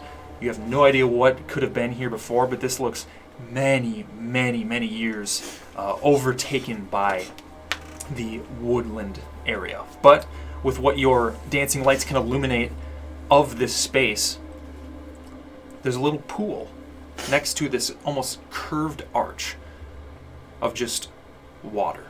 It almost looks black because it's so nighttime here. But off to your left, you think that'd be a pretty good spot to set up, or wherever you would like, on the curvature area off to your left under one of these trees. I say, have they caught up to me? Yeah. I say we hunker down here, maybe where there's a little cover from the stone. I'm gonna take a look at that water first. It's just curious. I'm gonna Put our dancing light basically in. hide behind one of the stones and do my best to listen to anything but my party members to see if there's anything around us. Give me a perception check. Yeah, this is a 1 this time because I'm being specific. Kalen, you see Chad walk over towards this pool of water. 21. And 21.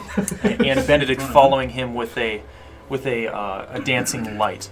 But as you walk closer towards this pool, this stone of this like curve looks like you don't know how it's not fallen over, but it's just hanging on in there.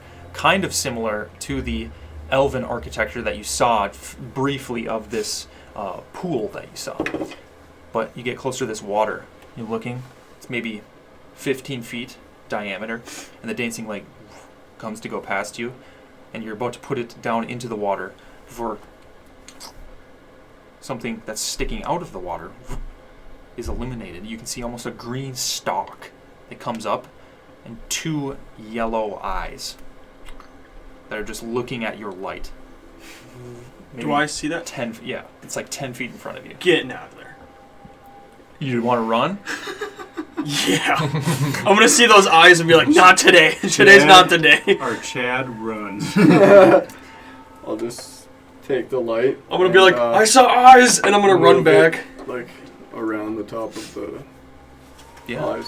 You kind of just start moving your light around, and it's weird. They're almost a golf ball diameter stalks before they come up, and these eyeballs are almost the size of like a grapefruit. It's almost like a yellowish orange. You can see like almost red veins or orange veins in the eyeballs, and the pupil themselves are almost like a huge black pupil and like a yellow circle off kilter. But all of you see Chad. As I'm running, I'll be like, there's eyes! There's eyes! Not today! Not today!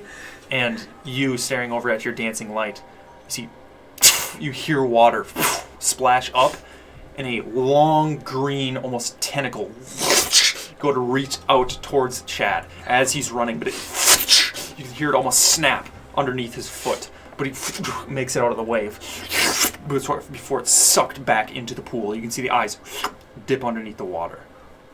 And that's where we're going to take our break. Mid. No. I would like to drop a nuke on that pond. Me?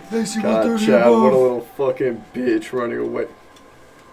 Okay, you start walking. This fucking tentacle that's All right. like an anaconda. Everything today has been trying to kill me. And it's just nature. Not even anything like specific. City boy. City boy. Just done. But we'll be back after this break and pick up there. What do you mean come back for initiative? What do you mean? Yeah, I need to go to the bathroom. Where are we at here? What the fuck is this? Johnny, Why are you like you're this? hogging. You're hogging all the blanket, dog. So sorry. You have so much over there, and I'm like. Me and Johnny are sharing the blanket. Now. Were you just like sitting No, there? literally. I was getting like a fucking breeze from your side. I'm like, I'm pretty sure this is worse than no blanket.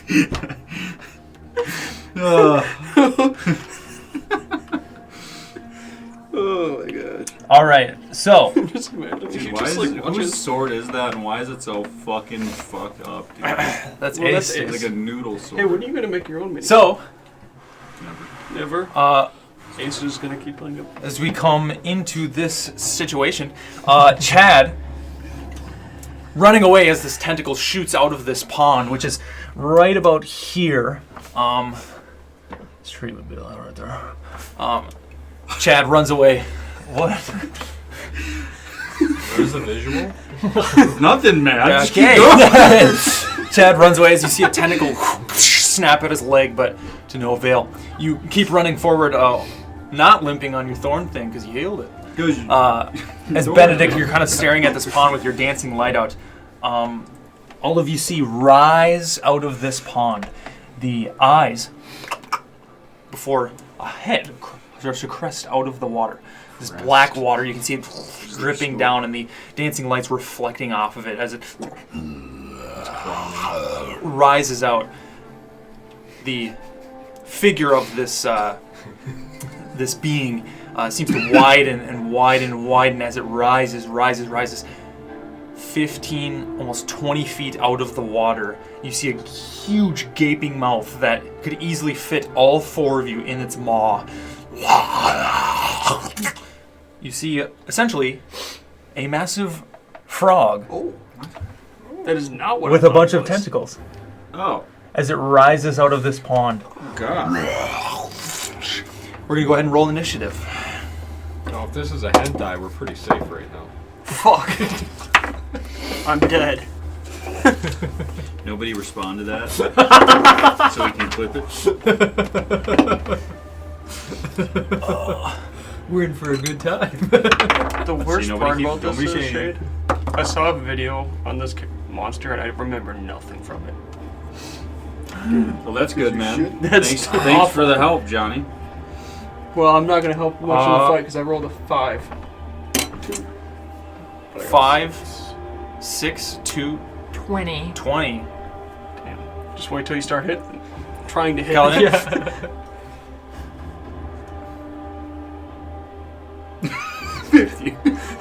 15. Bro, you went through all the emotions right there. I was going through like all the facial expressions, like, yeah, like, wait. And you're like, I'm waiting. Was it 5 and I had 5. 6. 5 and I 6? threw 'em all. Chad. Bro, you keep putting lotion on This is the yourself. second time. I swear to fucking God, dude.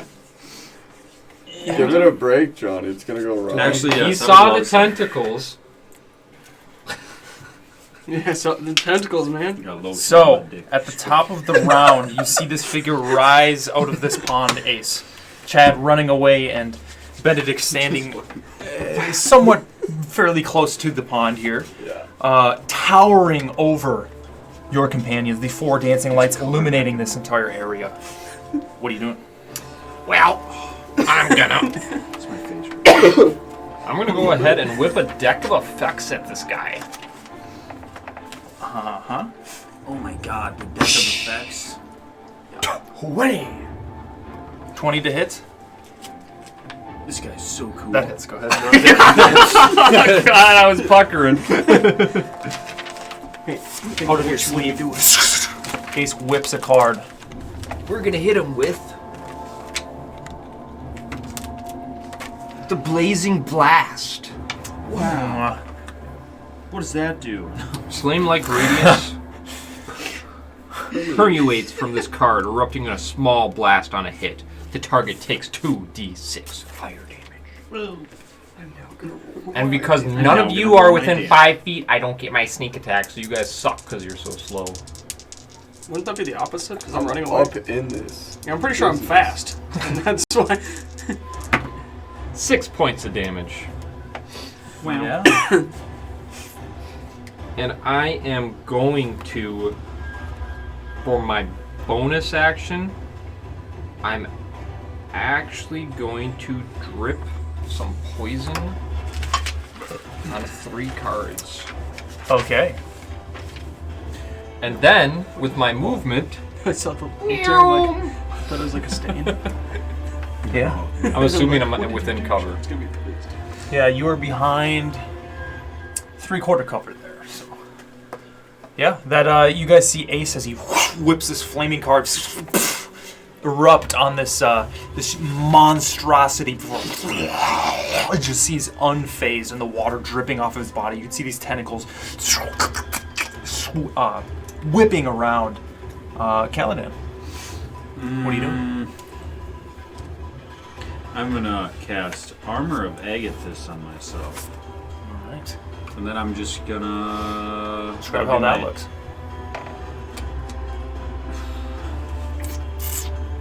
He touches himself. What does it do? It just gives me 5 temp HP and then You saw that, reflex. right? So like, Oh.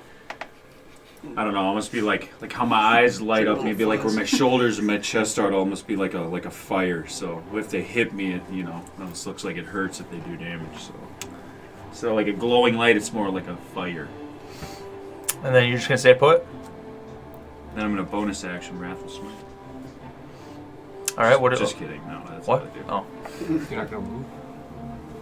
Well, I'm right next to the thing, right? No, you're way in the back. Oh, I thought it was a rock. I was like, maybe I was like, yeah, I'm moving way up. Give me in there. Give me in there. Just piles through Johnny. You just see me Through running, Chad. just both legs Like through the that. air and just kick him right in the side. Get out of here. Kaladin runs up in front of this hulking figure coming out of the pond here. As it rises, and you run up, Kaladin, with your armor of Agathis, You can see both of its arms are going to snap at Caladan and Chad as you're running away. I need to be facing the other way. Caladan does a 22 hit. Yes. Yes. All right. Chad does a 15 hit. Damn. It does? Yeah, that's literally my armor class. All right. Yeah. Caladan, you take. Whoa, that was a wild roll.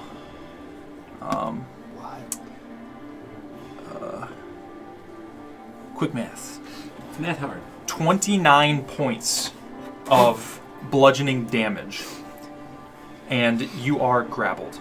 Well, that isn't very cash money. Chad, Catch money. You also take 5 points of cold damage. oh, that's true. Thank you. You take 28 points of bludgeoning damage. Jesus, man. We didn't gain that much health, Shade. So, It's a frog, dude. And you are also grappled. turn around. Or, Sure. Well, I look at him and I cast Hellish Rebuke. As As a reaction. Yeah. Yeah, you can get that off. Okay. Let's see it. So dex save 14. Wait, no. Yeah. 14? It's- Yep, and it's half damage on success. 15. You bitch. You bitch. So 7, 8, 11. 11 So points. 6. That's already halved? No. Oh, so 6. Yeah, round up. Yeah. So we You did guys- like 11 points of damage on. You see Without doing anything crazy? That's not bad. it's two of its tentacles outstretched straight towards you guys. And both of you are grappled. You see the tentacles wrap around you. The ends of it almost like seem to splice open. There's somewhat of almost like teeth, but on the edge of a tentacle, wrap and almost dig into your body as you can feel it just tighten around your body like a boa constrictor before it lifts you barely off the ground, or it starts to. Chad, you kind of get one little hand out in between the tentacles and cast Hellish Rebuke. Or not cast, but use Hellish Rebuke. And the flames barely affects it. It looks like it does damage, but it looks like it's maybe a little susceptible. Oh. Or receptive. Cool. I'm not sure I'm what the word is. enjoying my stay. I am not. That is going to be its Time to fry this turn. frog. We come to Benedict. I'm gonna cast Mage Armor Okay. on myself. And then you get the ward points as well. Yep. And then doing that, I'm gonna use one of the uses on my Protective Verse book. And when you cast an Abjuration spell, you can expend one charge to grant a creature you can see within 30 feet 2d10 temporary hit points. I'm gonna give that to Caladan. 2d10. All right. You get 2d10. I roll. So roll 10? Yep. Yeah, d10 twice. Yeah, you would roll I'll the roll it. 2d10. That's not No, good. you don't roll. Benny's right. I'm gonna roll. I just rolled this one. Yeah, you can roll that. Yeah. 3. Ooh. Temporary That's HP? Even after that damage and that, I'm at 53 HP. God, Good to know. That's Yeah, rough. baby. I bet That was you a feel rough you roll. bet you wanted to know that. 2. Yeah, that's Oh yeah, Josh. This I don't is know a if you're 10. here for this. My lay of hands, my one-time use now went from 25 to 40 instant HP. Oh. Still got some movement. And that can be used on anybody. Would he have a opportunity? Well, I'm gonna backpedal. I could use your hands. Now that they're all lotioned up. That's my movement.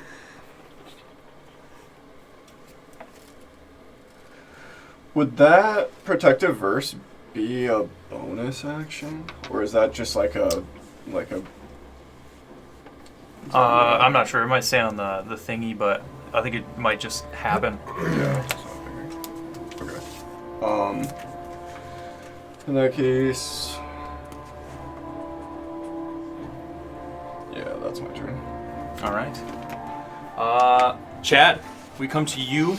You're essentially grappled, so your speed is 0. Yeah. How is it holding me? Its tentacles wrap around like your torso. So like my arms still are having Yeah. movement. Okay. Yeah. It's starting to almost lift you guys off the ground. I It am, grabs me, rips me over. Like, I've seen this on a website before. I'm gonna Whipping me pull around. a vial of blood out Goes between your legs. and drop it and cast. I Bane. can't do anything. Okay. Do I see any other creatures? Or Just no? this one. Okay, yeah. So I cast Bane on it. Just my dragon ass next to you. What kind of a save is it? Charisma.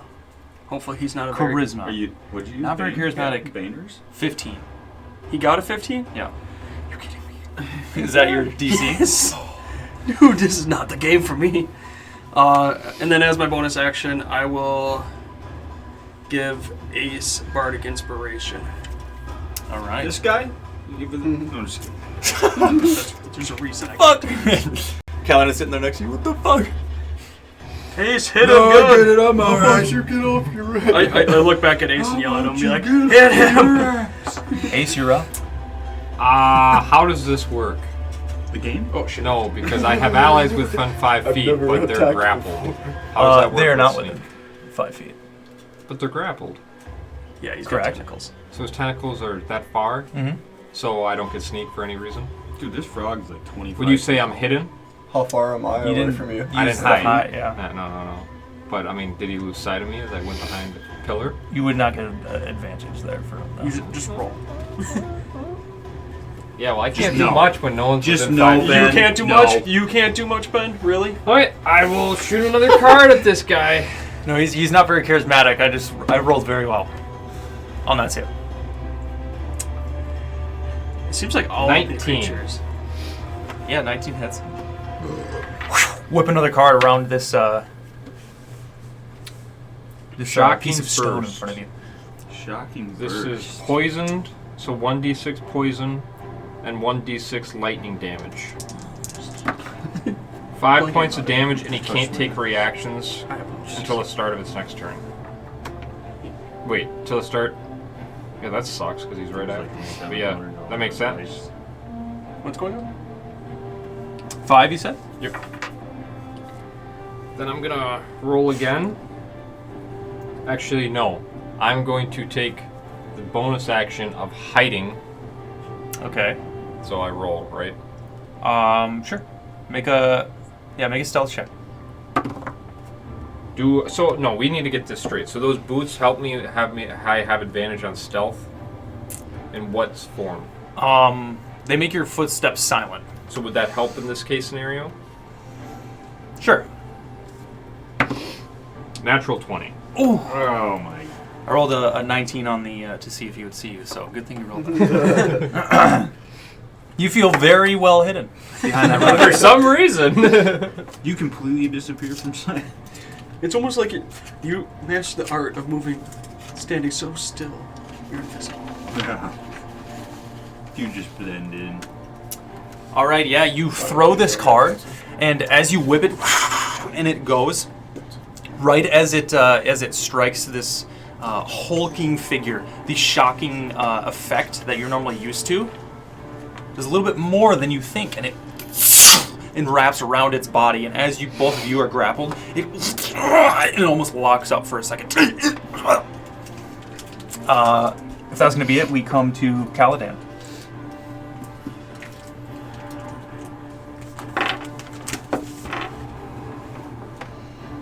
I would like to just attack it. Basic. All right, basic small. It is out of range of your maul. So might I move 5 feet? Or you could attack like the tentacle. Oh, I thought maybe let go. Still hold you guys. Okay. Yeah, I will attack the tail. Between the legs. Roll the hit. As you feel your feet just starting to leave the ground. All of you see Caladan, this huge man himself being lifted with ease. 19. A 19 hits. Go ahead and roll damage. You take your maul, bring it down right on top of this tentacle.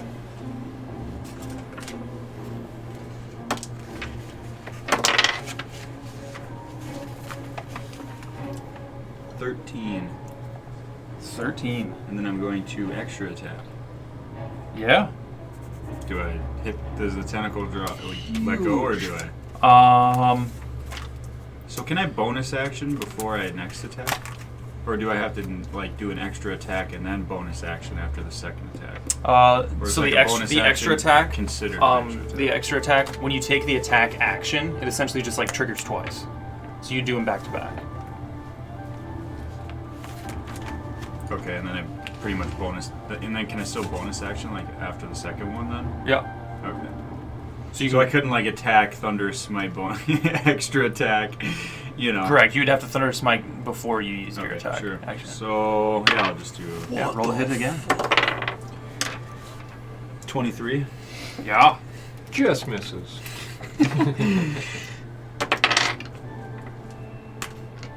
Oh, I like what I'm seeing, Josh. 15. 15. And then yeah, I guess I'll bonus action the Thunder Smite That is huge. All right. What the fuck? on. Okay, let me see if I can. I can only do it on myself. Damn. Never mind. I don't want to do it. I was gonna put it on Johnny's weapon. So no Thunder Smite? How many is it? Or you do Yeah, you I'm want gonna to put do it it? on me. Okay. You swing down twice at this tentacle as it's holding you. Kind of awkward because as you hit it, just you hear this meaty hit as the tentacle itself is like Jesus Christ, wiggling or writhing around. Oh my goodness. But you do some good damage to it. But it's still holding on. Yeah, because tight. what was that? That was 13 It's still plus holding 15. on tight to him. Damage? Yeah. Yeah. Hell yeah. That was just really base maul. long. That was base Yeah. It's maul. really wrapped around. Yeah. So then we come to the Froghemoth's turn. Shit. Yeah. As you do this damage to it, Caladan, this tentacle still holding on. You can see this huge maw and this long tongue. And one of its eyeballs looks towards Chad. The tentacle holding you brings it towards it, and it's going to go ahead and try and bite you. No. 13 to hit. Nope. No. I was gonna lay on hands you. I totally did that. Yeah. Yeah. It brings you in right up to it. Okay. And goes as its huge mouth. You see it goes about to engulf your whole body, but you just kind of wiggle around the side and kind of hit its mouth off to the side before it bites down, narrowly missing you. Yeah. The shocking effect from Ace's card, as you can see, right after it does that, it kind of locks up a little bit. That is going to be its turn. We go to Benedict. I got a question, Jade.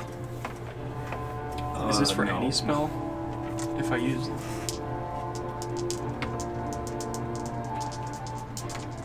Frad Froggy. No, only the spells of the so from the they instrument. don't even use that, do they? What? They wouldn't even need to use that, would they? Like the fog cloud and all that, just kind of happens, right? You know what I mean? Like cure wounds and all that. I don't think any of them would need your spell save and anything like that. And then like and then like below it says like if you use this to cast like anything that has charm, you get disadvantage.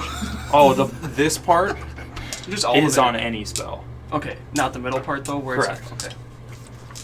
It would be sick Benedict. if you're lightning strike, you were like role Are playing they? as like a They're still held, right? Yeah. Are they still like towards the ground? Yeah. So his head is like. Actually, Chad above them? is like 5 feet off the ground. Is his head still like high above them? Because he's Yeah. tall. Okay. It's alright, you can blast me, I can take it, bro. I can't I'll look directly at him before I looked back at Ace after he just whipped that card and I saw the what the electricity did to it. And I'm going to cast a level 4 lightning Fireball. bolt. Lightning bolts? Yep. Fireball. See, I saw it come to you. You can just say, can I lightning bolt them without hitting them? Yep. Yeah. Me, I'm just in the is that a side. dex It save? just hit Yep. me. I've been rolling good on the saves. Yeah, I know. Too good. Time Dex now. save. 17. And his boner is gone. Yep. Killed. Man, level 4 spell too. Still 96, so half of it. Oh, I thought you said 96, like 9-6 No. damage. I'm like, Excuse me. That's a lot of dice, sir. yeah, I mean, level 4. Yeah, I saw Josh just picking apart how all the d6s. Like, I like where this is heading. Guys, I grabbed Jesus 5, I look Christ. over, I was like, you got 4 What more? the fuck He's is like, that damage? Oh, the wizard. Holy shit. 11, And it's half damage on failed. 14, 15, 21, 27, 31, 35, Just a fucking casual 35. 17. 17. Is- That's already halved? Yep. Huge. Good job. You're doing more than I am.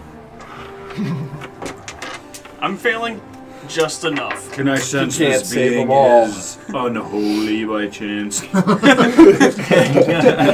Is it a creature of darkness per History se? check. You don't think so. Say yes. No. Is that it?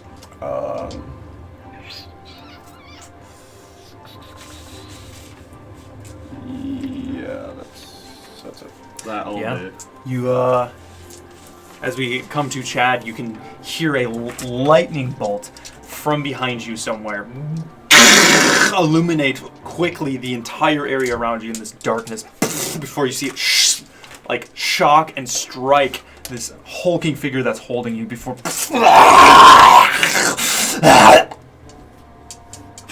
Alright. I do gotta say, I've never really said it. His lightning bolt sound is the fucking best. I wait for They're all It they're all good. I could just picture it in battle, just nothing, and just this fucking crash, and you just see Yeah, like literally. this fucking thing like reflecting 5 and foot shooting wide, through them. 100 foot long. Yeah. And you could just hear like the lightning like as it's going through the air. like imagine being somebody who like lightning strikes like 5 feet away from you. Oh yeah. In real life. Imagine being Yeah. somebody. I am. Used to know a guy's eyes were like that. So I'm gonna take out my longsword, and I'm gonna hit the tentacle with the longsword with my lightning gem, and I'm gonna use psychic blades. All right. So I will say this: you can either make an attack, or you can use your action to essentially try and escape the grapple.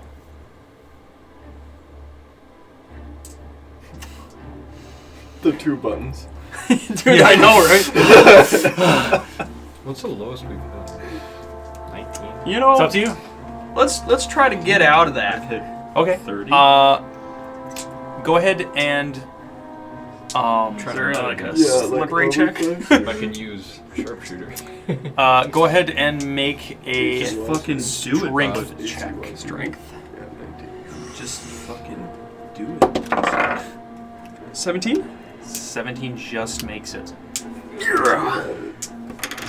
The tentacle around you kind of fit your hands in between before use all of your strength before and just slip right in between them.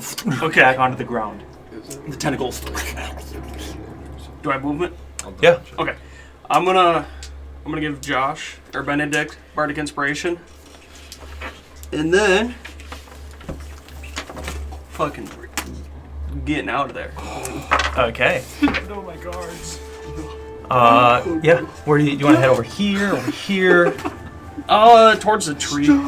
Okay. However far I can get. Stop running from me. Is your speed 30 or 25? 30. Yeah, you can get about there. Okay. As you're running away, I knew this was a gonna happen. separate tentacle goes to strike at you before the shocking effect from the lightning bolt stops it from making any attacks. If that's going to be it, we top of the round come back to Yeah, I don't think Ace. I can do anything So when else. I'm hidden, I forget how that works. I get advantage, correct? If On my attacks? yes. Alright. So, and Bardic Inspiration, is that 1d8? Yep. Additional, but you have to Yeah. say you're going to do it before. But I can roll and You then have- decide. No. I thought that before the outcome's decided. Which way? I guess that's the DM's call. Which at way that do you point. do it? It says in the thing, I believe it might be you can roll. So, like, say I roll here and I get a 15, but I don't know, and I can say if I'm going to use Actually, it. no, I think he's right. You have to say that you're using it before you roll. Yeah. Like you feel It's like inspired. guidance. How does that like work on guided advantage? strike. Because I get to roll twice. Well, you just add it Well, to you whatever. roll twice. Do I add it to We'll both? say that you're using Bardic Inspiration. Okay, I'm using Bardic Inspiration. I have advantage, so I'm going to roll twice, but this is getting used. I'm using Sharpshooter feat with Sneak Attack with the deck of effects. That is Okay. poisoned. Yeah, go ahead and roll at advantage. Damn. 1. And then add your Come on. 1d8 to it. There was one. There was a 1, but the other one was an 18. Oh. So 18, 24, minus 5, 19. Yep. 19 hits You were gonna roll. with the sharpshooter. Imagine if it was a crit. Damage, man. Guy's hiding behind a rock. Should I sharpshooter? And it's like, Deck of Bardic, what the effects. Does fuck? Bardic Inspiration act towards nat 20s or no? Well, they just automatically hit, but if you say you're using it, then So- yeah, it would be used. Like if you hit at 18. I'm and gonna rolled Psychic 2, Sting him, so it's and it's 20, 1d4 would that be psychic nat? damage, and the creature must make a DC 15 Wisdom save or have disadvantage on the next attack it makes. Okay. When you roll that inspiration, A 6. Wisdom I think save? that made you hit. 11. So it has disadvantage on its next attack. Okay. So now I have Poison, Dagger, Sneak Attack. Wow, dude, that's crazy, dude. I feel like John. Wow, dude, you're crazy, man. 5s and 2s. Decent. Huge. 15 Okay. plus 6. 21. 21. And that's psychic damage?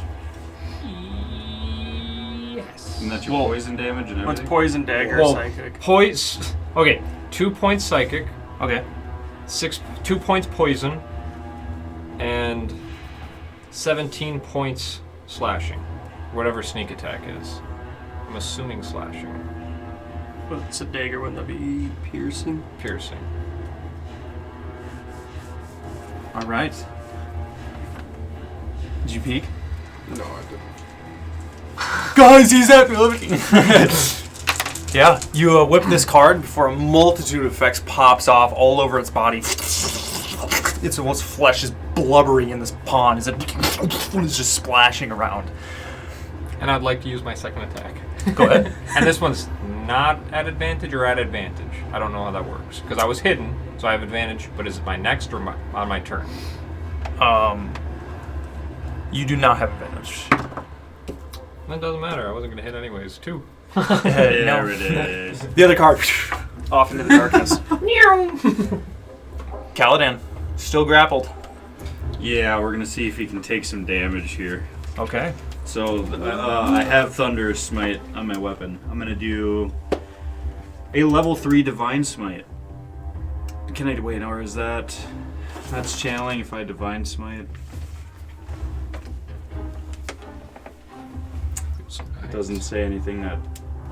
So essentially, if I Divine Smite, would it cancel the Thunderous Smite? No, that would be alongside with it. Oh, But okay. we'll see if you hit first. Yeah, well, I'm gonna Guided Strike that. Okay. So I already hit a 19. Because it's 10 plus 9. All right, that's a hit. We'll see if you natty. See if you natty. 13, so 40? What is that? 13 plus 19? 13 plus 19. That's 30. Wait, math hard, dude. 32. Damn. 32 to hit. If I guided That's a strike miss. it. That's great. Just guided. It's guided the cat. strike. Huh? Us. Let's go. Miss. So Thunderous Smite. Huh? He missed with the 32. Though. We'll do How? the Divine Smite. We're gonna do the Divine Smite first. So I imagine like what I see is like I hit him with the Holy Fire, and then it's just gonna be like a shockwave explosion from that point. So I'm gonna do. So it's 3d8, and he's not undead. No. He is not. He's about to be. Is this it? No. It's the one that looks like that one. Yeah. It's the one that looks like that one. That's helpful. He's rolling it.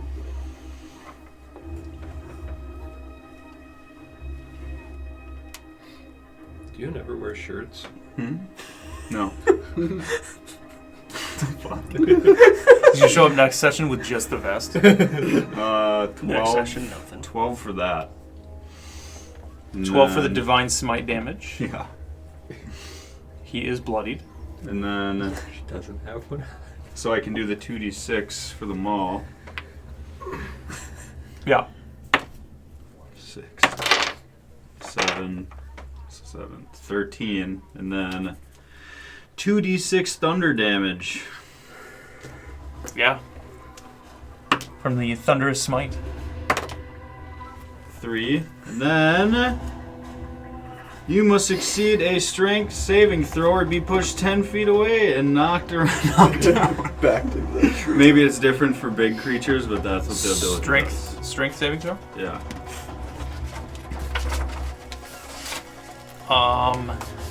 For big creatures, I don't think you can be knocked prone.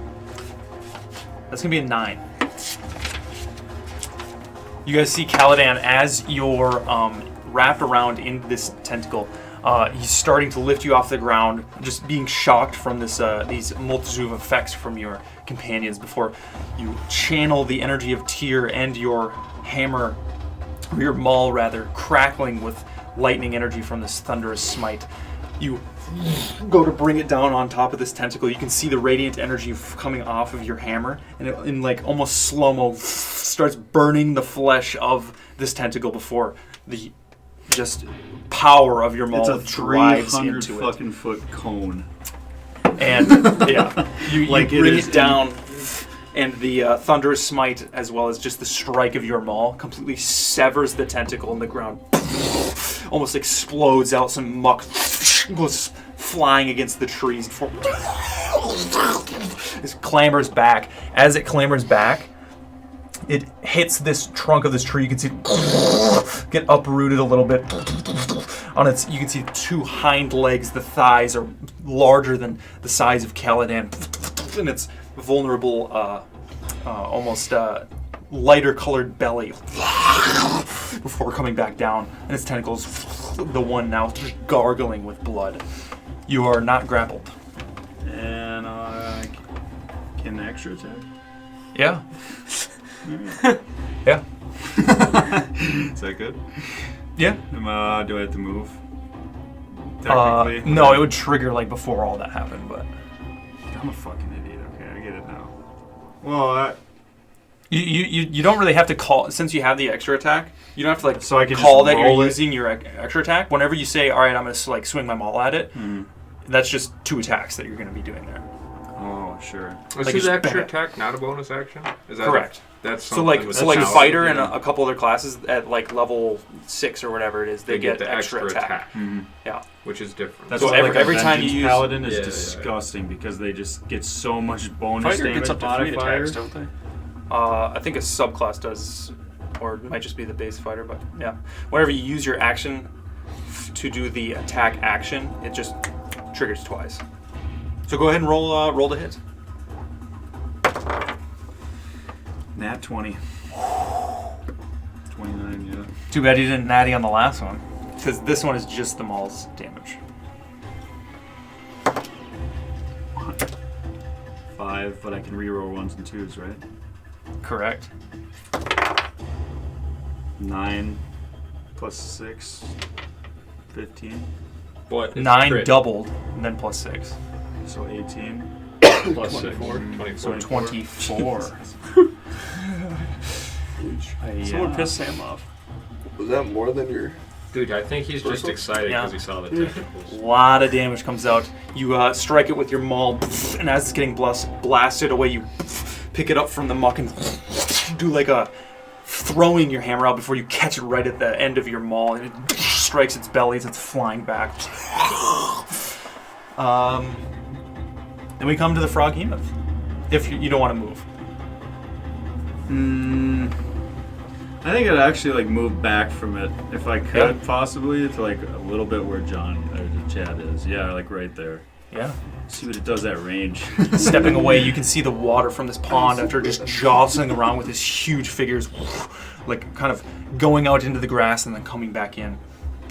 But we come to the froghemoth. After it clambers back, you can see its eyes start darting around at the darkness, almost not looking for a way out, but kind of almost a little bit worried, as much as a massive frog can look worried. But its eyes go right back to Caladan, and a tentacle outstretches towards you. Let's see, it's right there.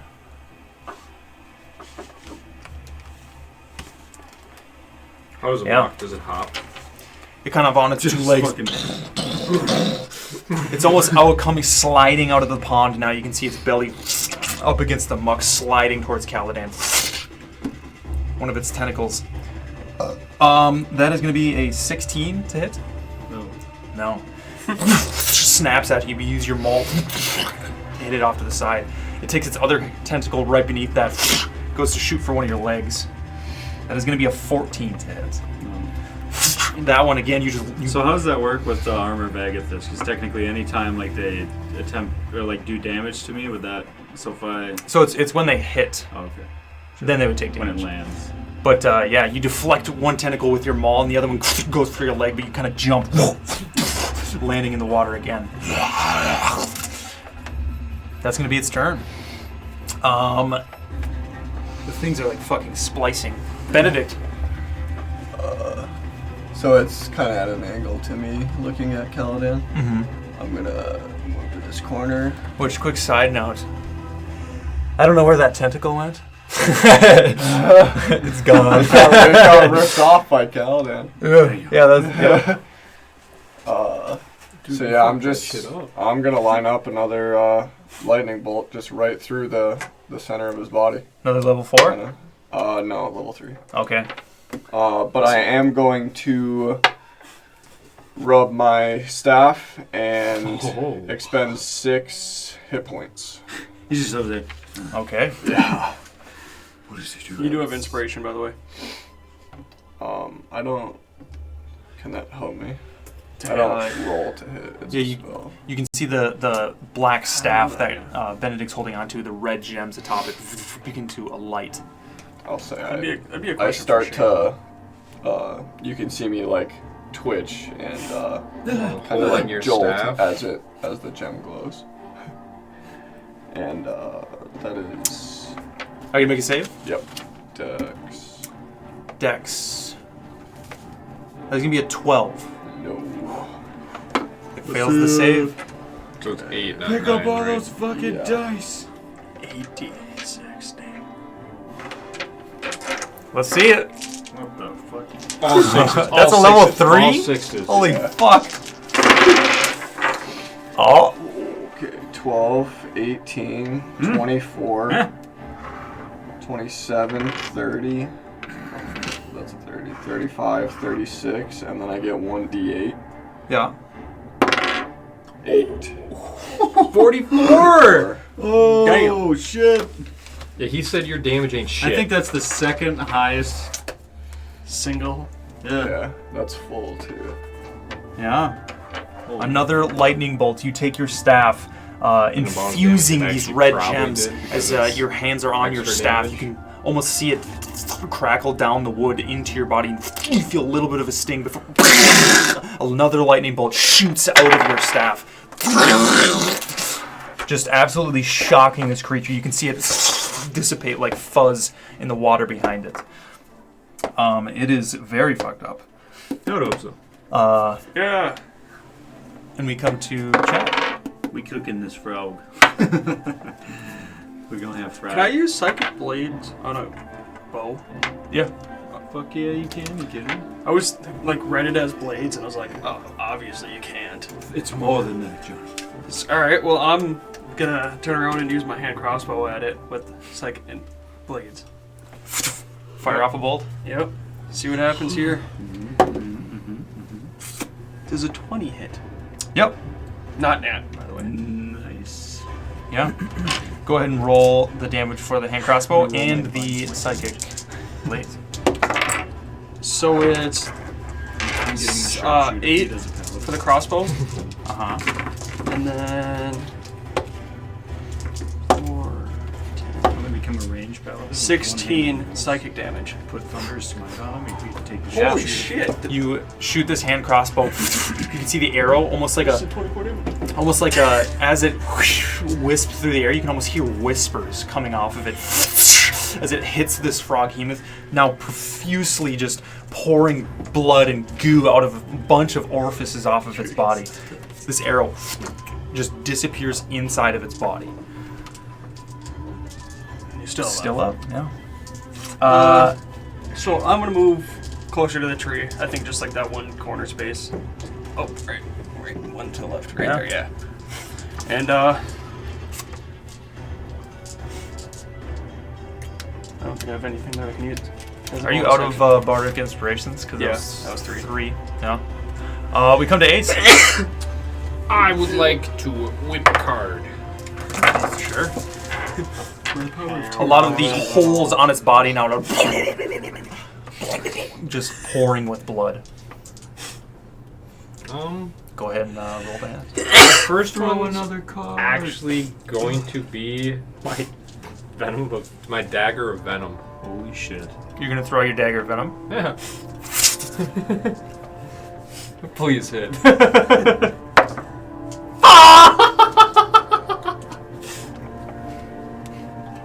Nice. Is that a natural one? Yeah, you already know what it is. You already know it.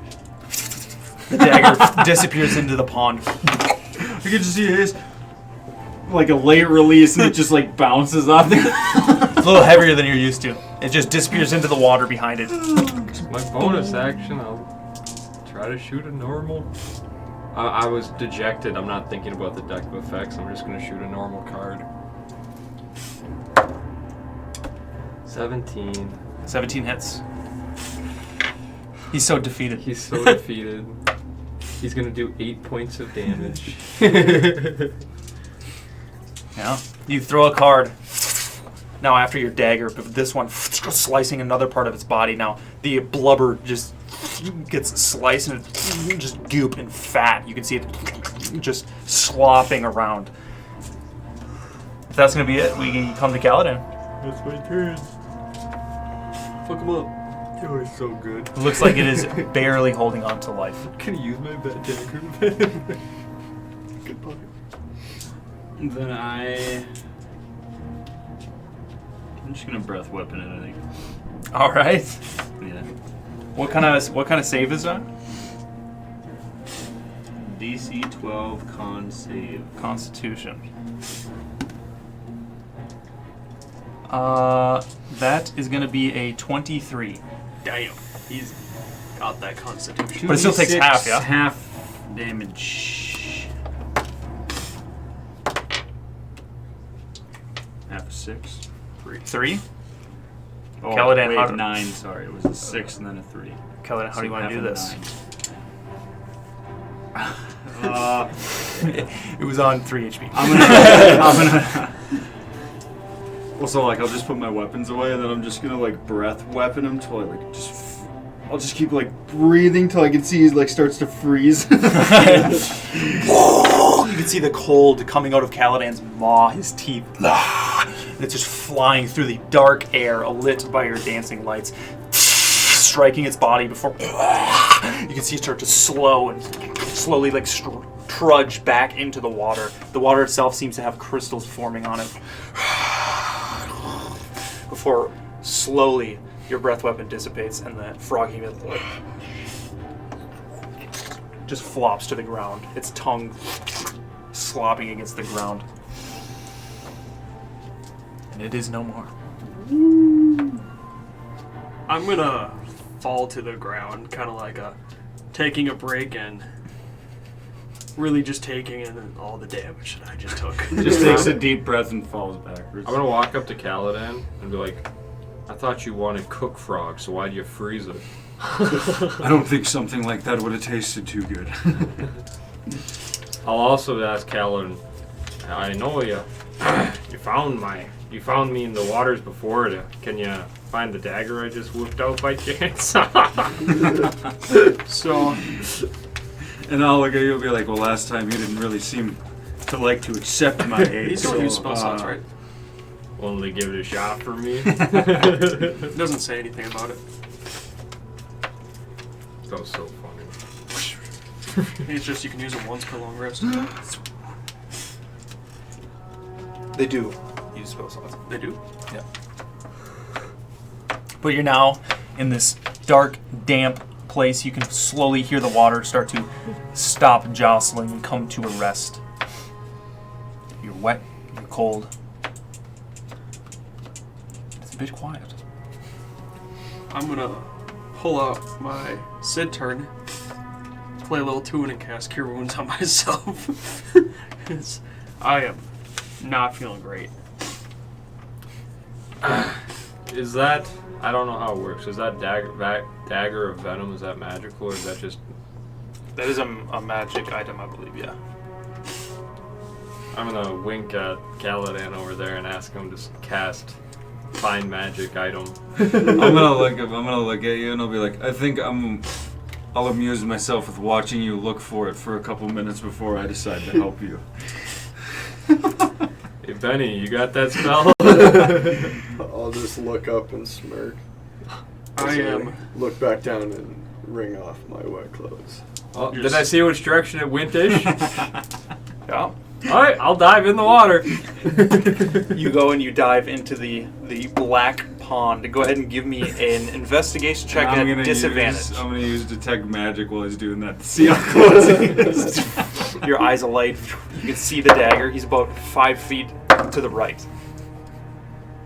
15 was my lower. I get a +4. So 19's my lower. And, Okay, now before he does that though, can I try to use persuasion to convince him it's in a completely opposite direction? well, he's under a pond. Go on.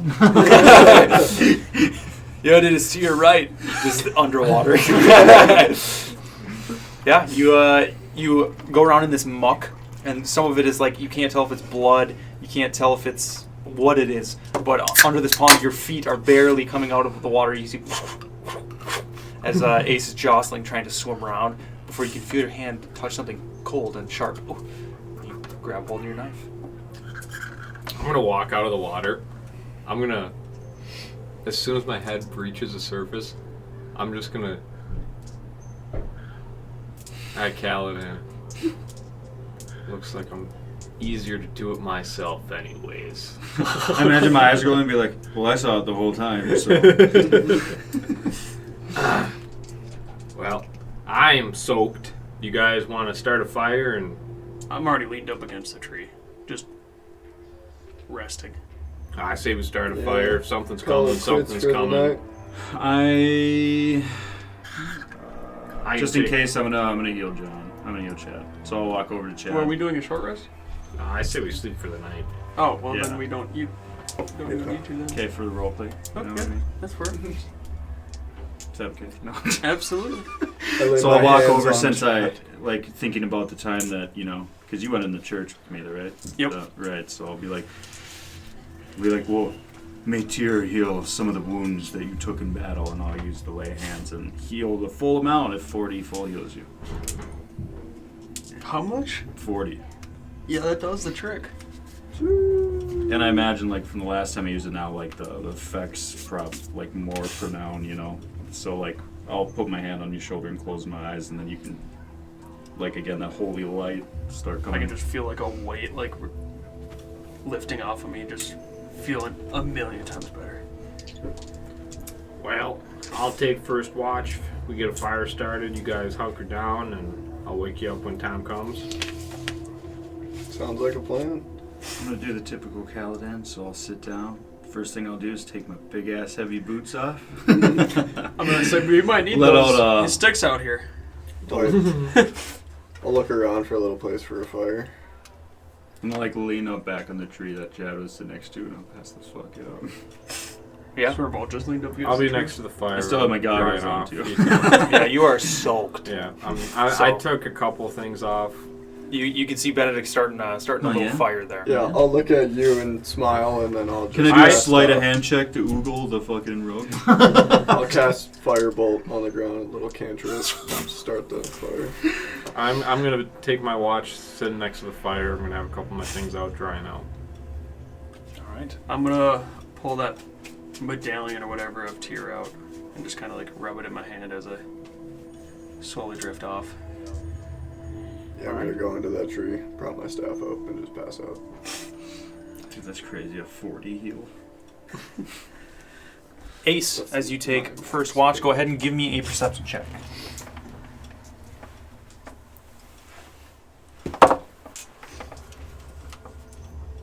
$21! 21. Useless shit. 30. You watch as your companions slowly fall asleep. The fire at times kind of dying down. I don't know if you want to keep it going. You I'll can keep her going. You can just kind of stoke it a little bit before it kind of comes up, but you can slowly hear the crackling of the campfire, and your night goes uneventful. I think I'm going to wake Kaladin up for a second watch. I'll go over him. Hey, big guy. I'm gonna do your job. Since he said that, I'm gonna act like I didn't hear him. What do I want to do? And I'm gonna ready thunder smile. Knocks him 200 feet into this.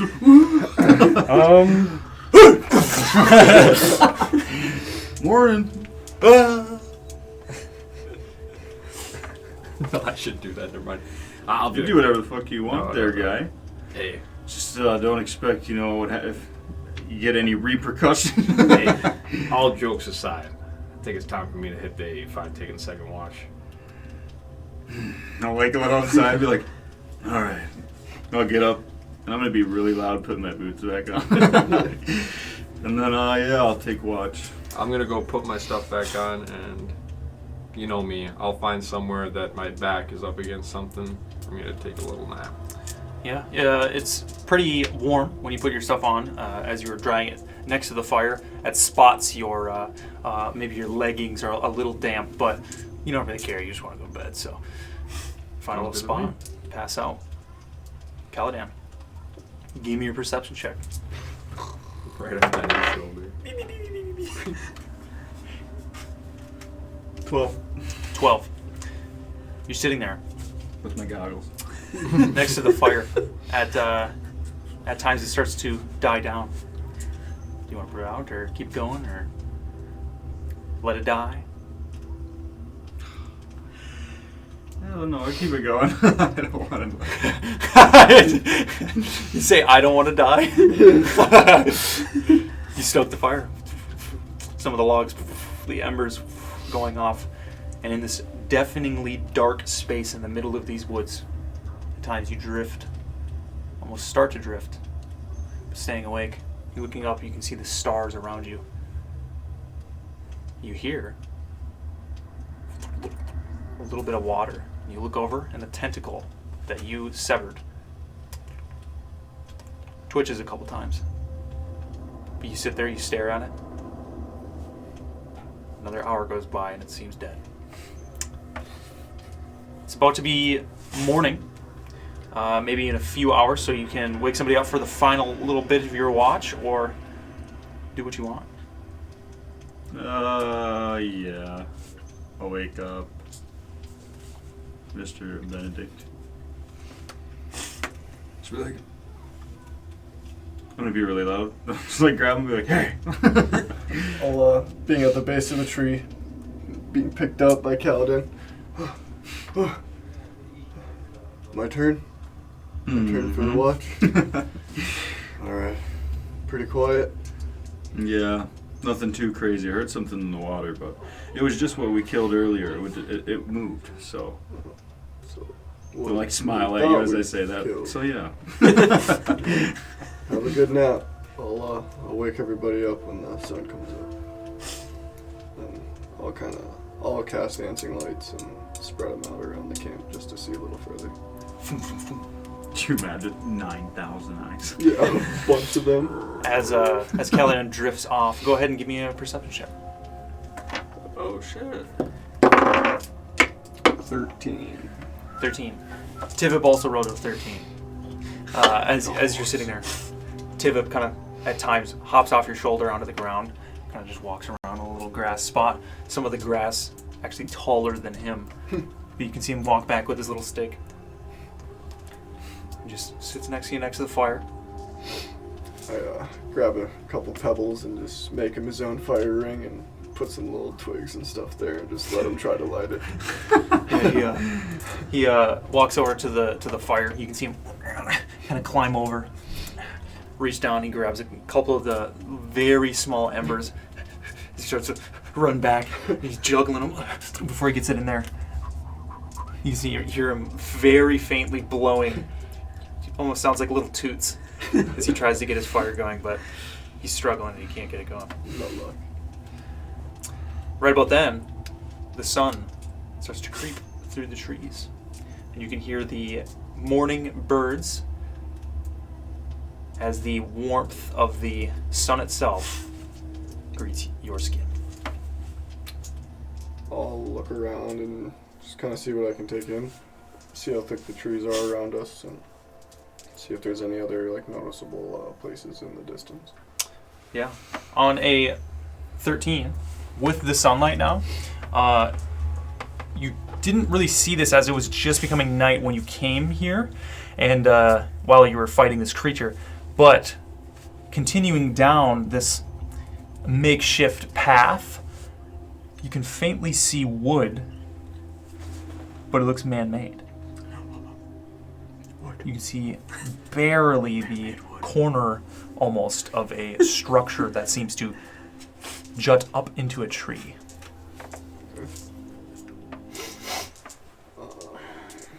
I will hop down from where I was looking and walk over towards the tree and kick awake Chad.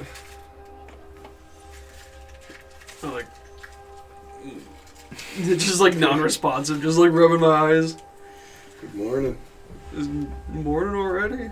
Yep. Oh man, You got the most sleep. You didn't have to do a watch. I think I earned it. I was Sure.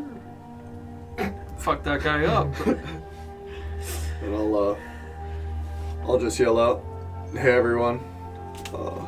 There's something in the distance that leads down this path that I don't think we saw." And then I'll wait a few seconds and see their reactions, as I'm sure they're. Is he pointing it out? Because I'm waking up and I have no idea what the fuck he's talking about. Yeah, I haven't pointed it out yet. I'm just waiting for you guys to move. I like lean up, kind of, and then like slowly, like Yeah, very for some reason, I slowly. feel like Ace is tired today, so Ace is gonna take his time getting up. Just not a morning person. So grunting, stiff. I'm gonna flick a rock at Kaladin. Roll the hit. You fucking hit me, Ben. Natural 19. That doesn't hit. I just boop him with a rock.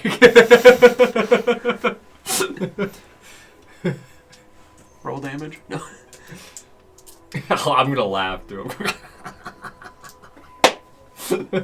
What'd you roll? A 19 You natural. don't hit. Oh. Yeah, So I figured that hit. No, it No. doesn't. Okay, well, plus nothing. What's my proficiency with the rock, or what do I do with the rock? You'd add your dexterity modifier. 22. What would you like to do? I just want to boop How you with would the you like rock. to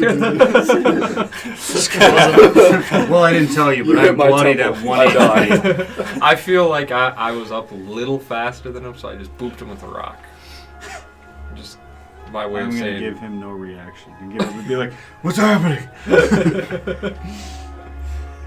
I'll just yell out, "I think there's a building in the distance that we should probably check out." We're at. And then I'll point down the road, or down the little path beyond us. And what does it look like? It's just Do I see it? the edge of a wooden shack.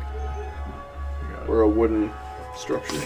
Just a wooden structure over there. Right beyond those trees. I don't think No, we you could see it when it That's was right. dark last night. Besides having to fight whatever that beast was. Well, let's hope no one lives there who worships this frog behemoth as their deity, huh?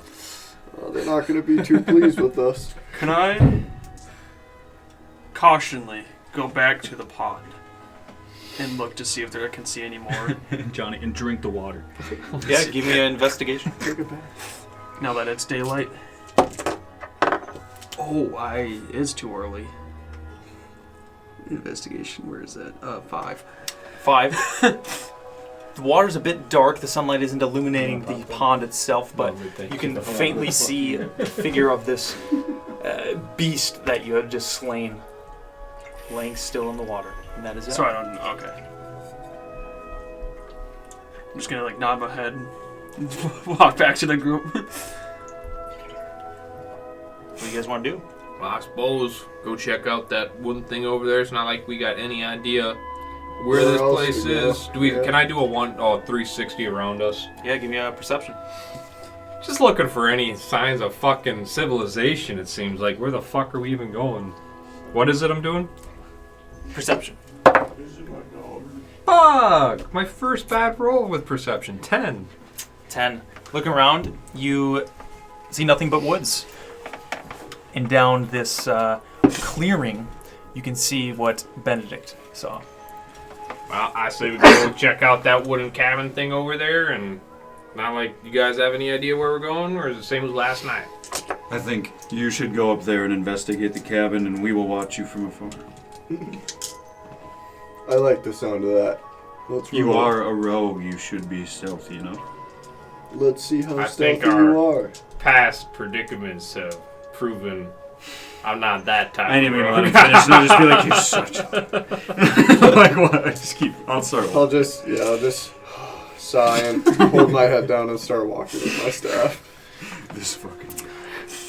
As you walk, getting closer to this structure, it's very small, what you see. And as you get closer, it's about 5 to 10 feet off the ground. It's almost like a rickety platform made of wood, which looks similar to the structure or look of the elven stone structures you've seen before, except this is actually made out of wood.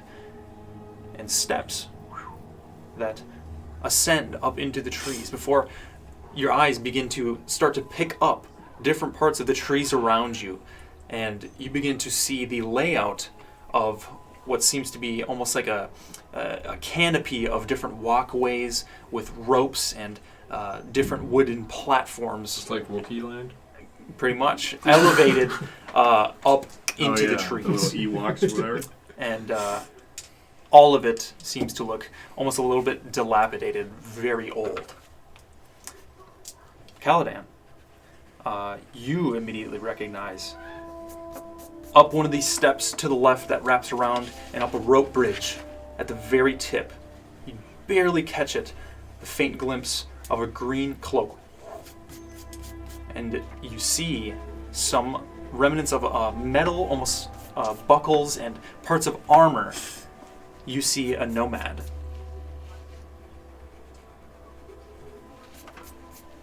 Yeah, so... I will, since the party's next to me, I'll see that, and I'll kind of, smile and be like, well, I think we might have made it to the area we're looking for. I think this might be... They're having the meeting on a bunch of wooden bridges. I still don't know. I mean, if this is Valewood, it would make sense. Being a tree. So we're just on the ground looking up at all this. I'll Yeah. take a Tibbet out of my I did say that. bag Like, and big place group. him on my shoulder and just Big kind of rope point bag. out. Take a look at all that. Oh, yes. Watch. Starts looking around. Stop looking at it. Wow. What do you want to do? So I can see there's a way up there. Yeah. So there's a spot maybe 20 feet off to your left. You can see the remnants of what used to be a rope bridge, but now it is just one rope with boards hanging off of it. Some of them seem to be piled down at the bottom. And off to your right, you can see a platform that's maybe 10 feet off the ground. You might have to jump to get up to the initial part, but then you can see where it might lead through the trees to get up to where you saw this nomad. So it's like there's just like a rope hanging down. I'm gonna just walk to the base of the tree and just like not grab onto the rope, but like pretend to grab onto the rope and just kind of look back and like mime, but just walk up the tree. Just like, Yeah, you ascend this tree. You can see Benedict walk up this trunk maybe 25, 30 feet up before he gets up onto a landing. and I'll look at Tim and say, "How was that?" I will. I really gotta hang on tight when you do that. Sorry, buddy. Climb the rope. All right, give me an athletics check. I'm gonna try to throw you up farther. I'm just- Sure. I guess. Do you want to? I'm fine with it. Athletics check. Oh, 10. 10. Go to throw him, roll a 1, and just like smash him into the bridge. 10. You start climbing this rope that Benedict is atop. You grab on. Feels almost like it's thick, and like maybe it was once well made, but you kind of give her a little tug and start to ascend, and you get maybe 10 feet up before the rope snaps. You fall to the ground, taking 3 points of bludgeoning damage. Oh my god. Kind of disturbs a little bit. You can see a grouse in the bush, maybe 10 feet from you. Takes off. Just gonna be like sitting on the ground and be like, man, I'm still tired. Like, I thought today would be better, you know? Benedict, as you're up top, go ahead and give me a perception check. What do you see with your gnome eyes? Not much. 7. 7? Yeah. As you hear Chad below and a grouse, you kind of look down, but now that you are up top, you look around and you can see the tops of these canopies of these trees. At times they're very small, sometimes very big, and trunks that seem to go past other ones, and you can almost see the sunlight that's just baking on the top of these golden leaves. Well, they're green, but they give a golden effect. And as that noise stirs up, you can see where kind of towards where Caladan saw a nomad, that figure walks up to the edge, grabbing on, leaning over, maybe 40 feet from you before he meets your gaze. Who goes there? I'll just give him a nod and say, "Benedict Battlebeard." Benedict Battlebeard doesn't ring a bell. Are you, anyone to do with this meeting here being held tomorrow? What do you know of a meeting? My friend, Shepherd Caladan Northwhite. He was invited to this. Caladan! I'll look up. Who's talking? I can't see. Well, get up here! Benedict! Come around this way! He tries to, starts to explain how to get there and how you guys can get up to him. You all want to go up there?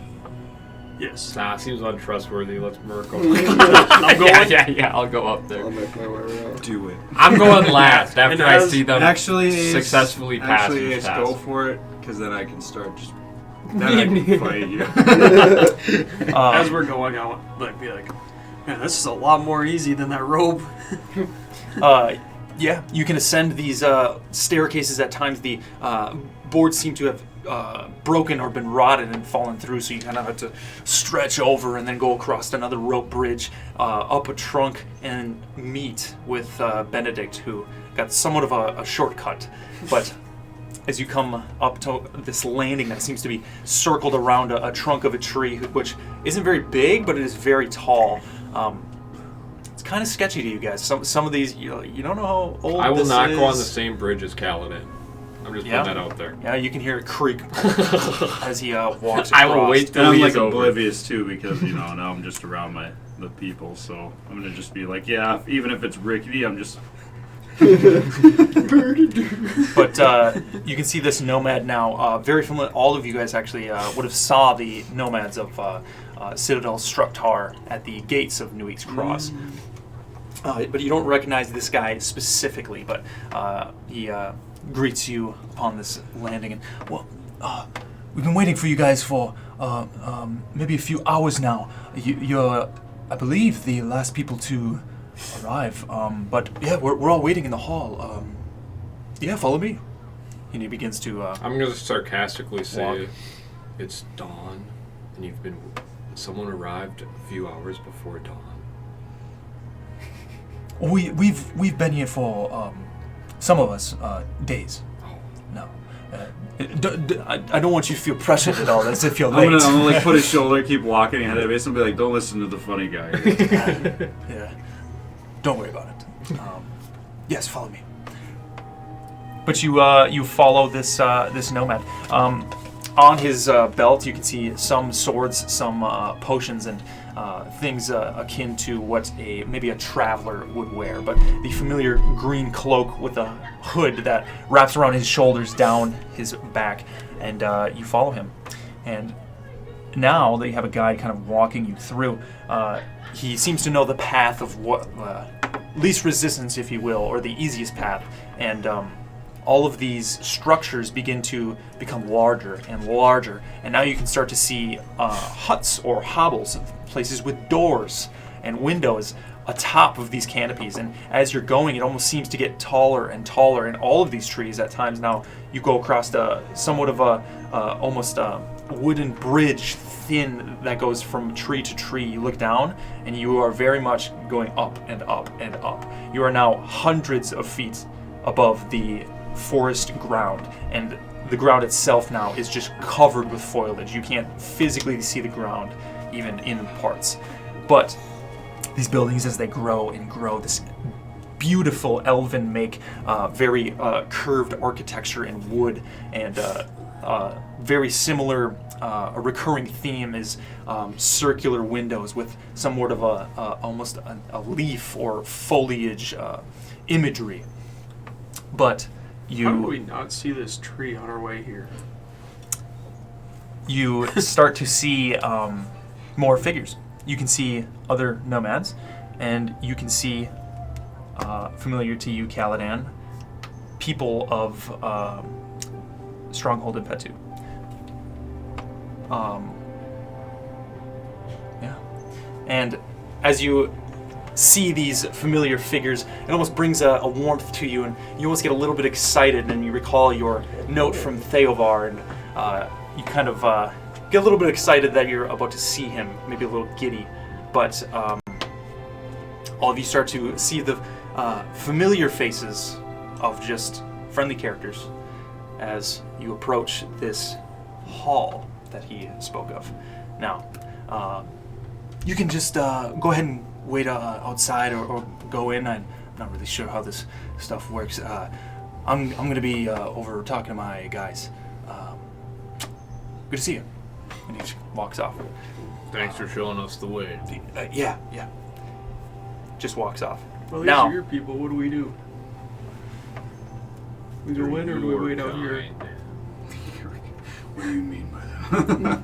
Is what's her name here? The person that we saw at Newig's Cross, the lady? Favorith, Yeah. the captain of the Nomads, you don't see her around outside of this hall. Were these the same people that brought me back? No, that was the priestess. But she was with the nomads. They were there. Yeah. Okay. Yeah. But now you're at the base of this hall. Before you, the steps ascend into this almost archway of almost greenish wood. It looks like wood that's almost been painted or stained, but from it being so old, you're surprised that it even still holds a bit of a color.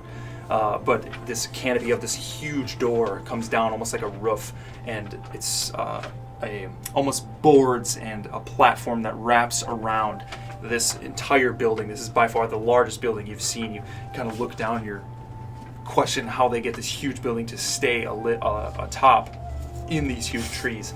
But you guess from the inside or even from the outside that this building is 200 feet across, and it's almost circular. The shingles, if you will, of the wood kind of engulf the whole roof and come down maybe until there's 10 feet of a wall, and at times just the windows with the almost leaf imagery in it.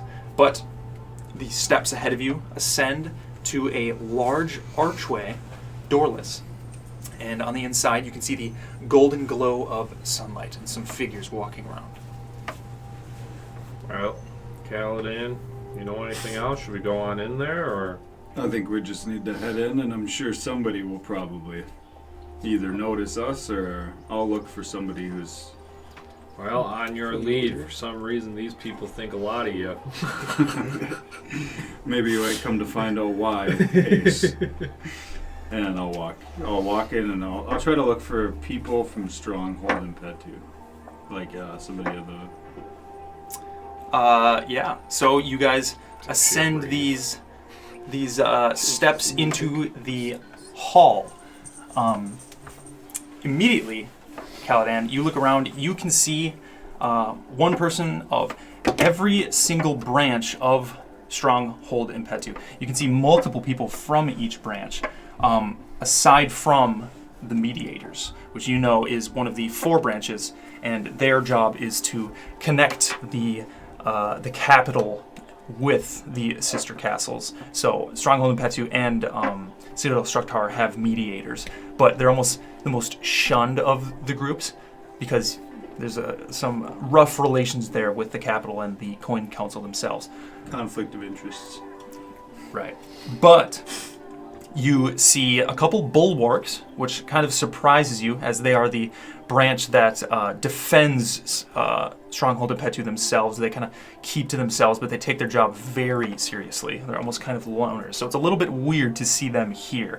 You can see their almost chain skirt with golden straps that come down the side and heavy armor that is strapped over the shoulders. You can see a hulking man, almost tan skin, muscular forearms with scars across them, and his hands look very roughly hewn, almost down to a leather, as he just leans forward. You can see him almost chewing on something.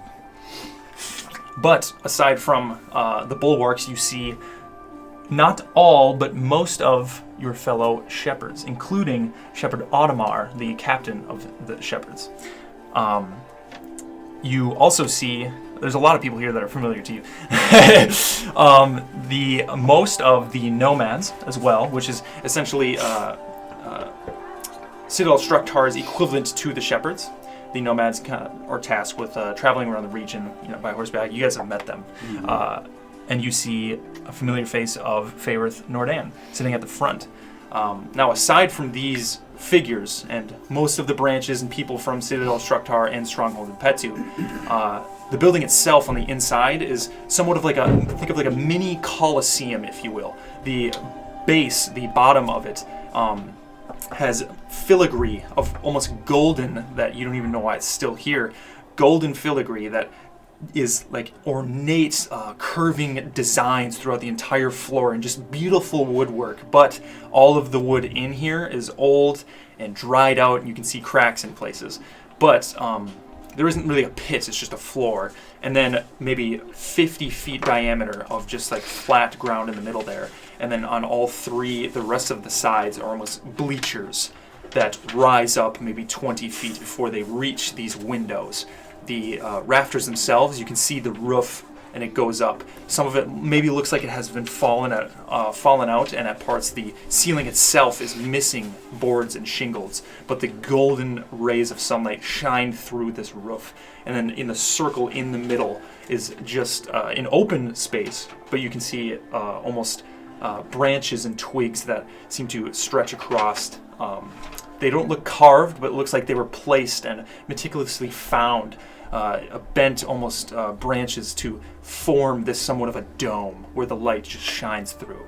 The entire space immediately gives an aura of just like wonder, even though it's extremely old and hasn't been upkept. So you get the idea that the elves of old are very, very skilled craftsmen to give this effect of a place after it's been abandoned for hundreds of years.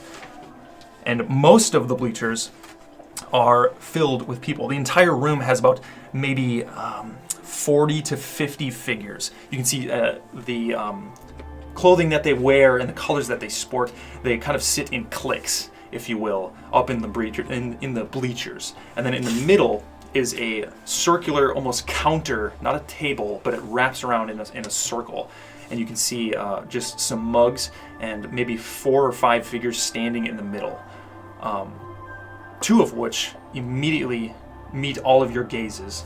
You can see a female with stark white hair, long hair that comes down almost to her knees. She is a elf, and she looks very, very old. Her face is very beautiful, even though at points it almost has wrinkles and her eyebrows are very bushy, but she has a very sharp features, almost cheekbones and all of the works. And her clothing is a very... Explain the works. Her chin and her cheekbones almost comes to a perfect triad. But her clothing is she wears a long white robe that touches the ground and drifts barely, and the almost filigree of silver and faint hints of green. Just based off of her clothing, you can tell that she is from Citadel Struktar. This is Lord Lithandria, Nordan, Lord of Citadel Struktar. I know her as mommy. What's the name? Lord Lithandria. Most everybody calls her Lady Lithandria. And you know her to be the mother of Faerith Nordan, the captain of the Nomads. The other figure you see is half man, half lion.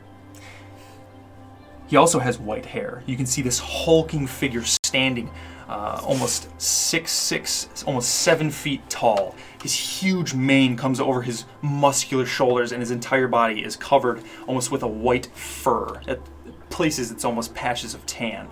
His face itself is that of a lion. You can see his pointed ears that poke out through his mane, and the mane itself having braids and different points where there are not jewels, but just little bits of silver. Across his entire face, you can see his snout almost snarled, and it has wrinkles from where maybe he has made a frown face, but they just have been there from him frowning for so long. And across his entire side of his face, the fur seems to be almost burnt, and you can see scratches across his entire body. The clothing he wears, it looks not ornate, but very upkept, if you will, but it's also at the same time a functioning armor.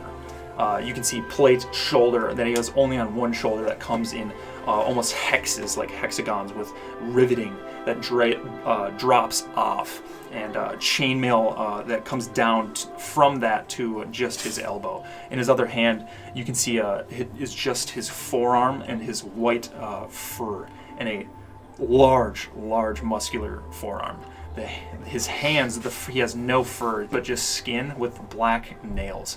And you can see as they stand there around this almost counter in the center, he seems to be talking to Lady Lithandria.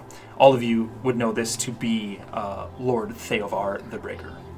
And on his back, you can see the weapon that Caladan has cast with magic weapon, I believe it's called, except it's larger than what Caladan remembers. It's a long wooden, almost staff-type club with almost rivets of iron that are like almost smooth spikes on his back. But as you enter, you can see one elf lady off to your right, kind of standing near the doorway, and she has almost a pitcher of water and a platter sitting there on somewhat of a table, and she kind of gestures towards you. Welcome. Please feel free to find a seat anywhere. I believe we will begin shortly. May you care for a glass of water? Sure. Absolutely. She starts pouring out. I'll drink my own water skin, but I'll say thank you. I'm good. Pleasure. Take a little sip. You can just keep it with you. Oh, thank you. So, what do you want to do? Well, there's just that arena down there. I'm gonna be in Callahan. awe a little bit, like seeing who I see, you know. So I'll be like, well, at this point, I really don't care what we do. I'm. Well, shall you check in somewhere? Shall you report to someone? Well, obviously, I think we'll go to. I think we should go meet with what is it, Audemars? Audemars? Audemars, yeah.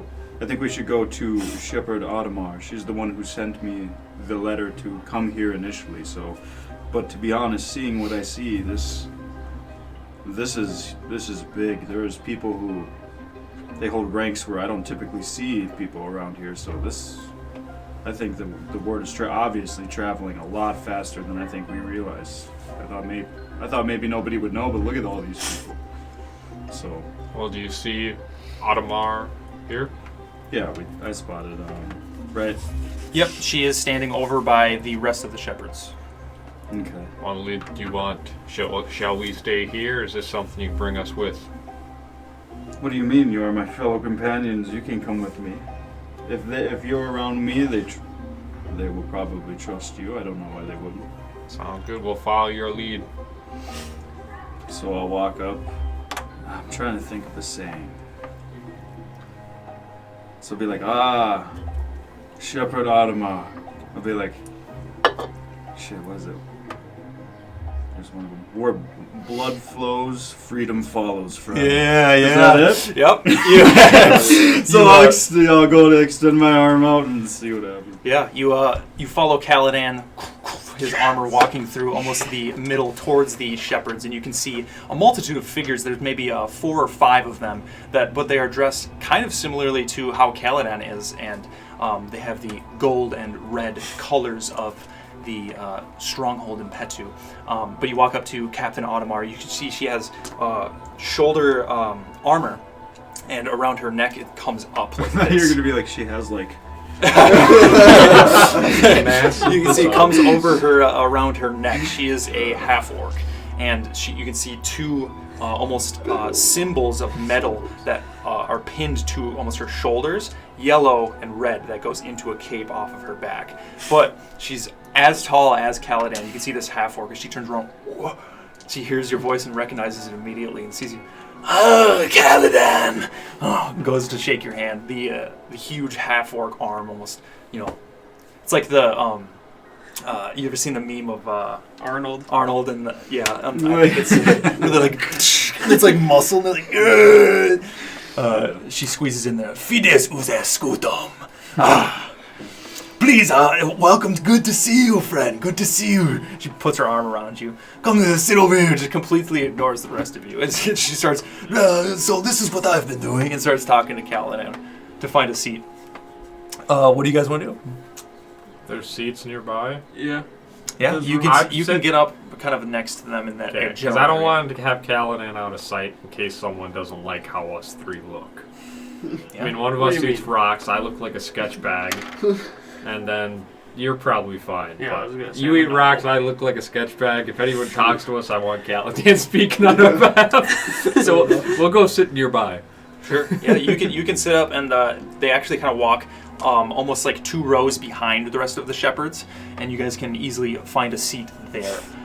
But as you guys sit down, Captain Audemars looks towards you. It's been a while. I have a question for you. I was telling Josh over here. Josh over here. It's the first name that came to mind. I was telling Josh over here. You single-handedly took down a griffin, and he didn't believe me. It is true, and it wasn't hard either. Can I hear this conversation? Are we close enough? I'm going to laugh under my breath, but if he notices, he notices. Shepherd Audemars, as you do that, she kind of, hello there. She looks at the rest of you. Did you come with them? Yes, these have been some of the most trustful companions I've came across, and this is Ace, the funny guy in the group. Good to meet you all. Pleasure, madam. Hi. And then I'll say Benedict. Benedict. Chad. Chad Lamar. Chad, you're Lomo. Indeed. Oh, fancy little fella. That's what I've been told.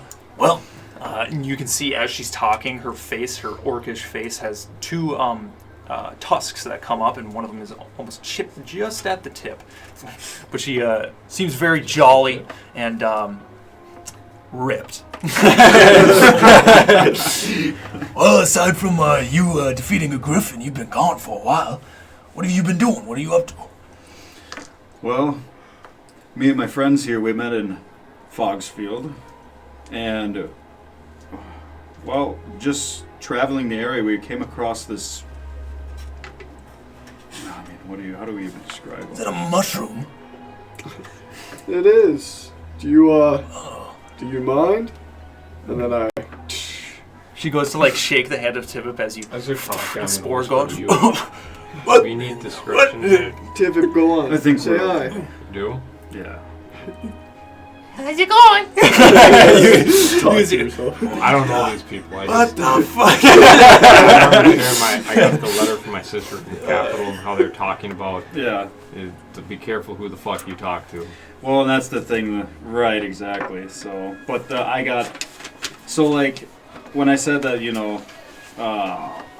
worry about the times because it seems like it's literally like before the defendants. You know what I mean? I think that's why I wanted to go to Audemars because she's the one who sent me the letter. So I feel And most Audemars and the comfortable. shepherds were old faith. Yeah, exactly. So that's why I wanted to go over there. So I think talking to them and telling them all the stuff is fine, But I mean, obviously, like I'll look and say all the stuff like what we went through, but I'll be like, honestly, when I received the message from you, I thought this was obviously the situation is dire, but I'll look around and be like, it looks like so many more people know than what I maybe thought would have in the first place. Is word traveling far? Because we saw, and I'll like get real silent, and I'll kind of like look at you guys, and I'll be like, when we saw firsthand what happened at Wheat's Cross, New Wheat's Cross, all I could think is, where else was this happening as well?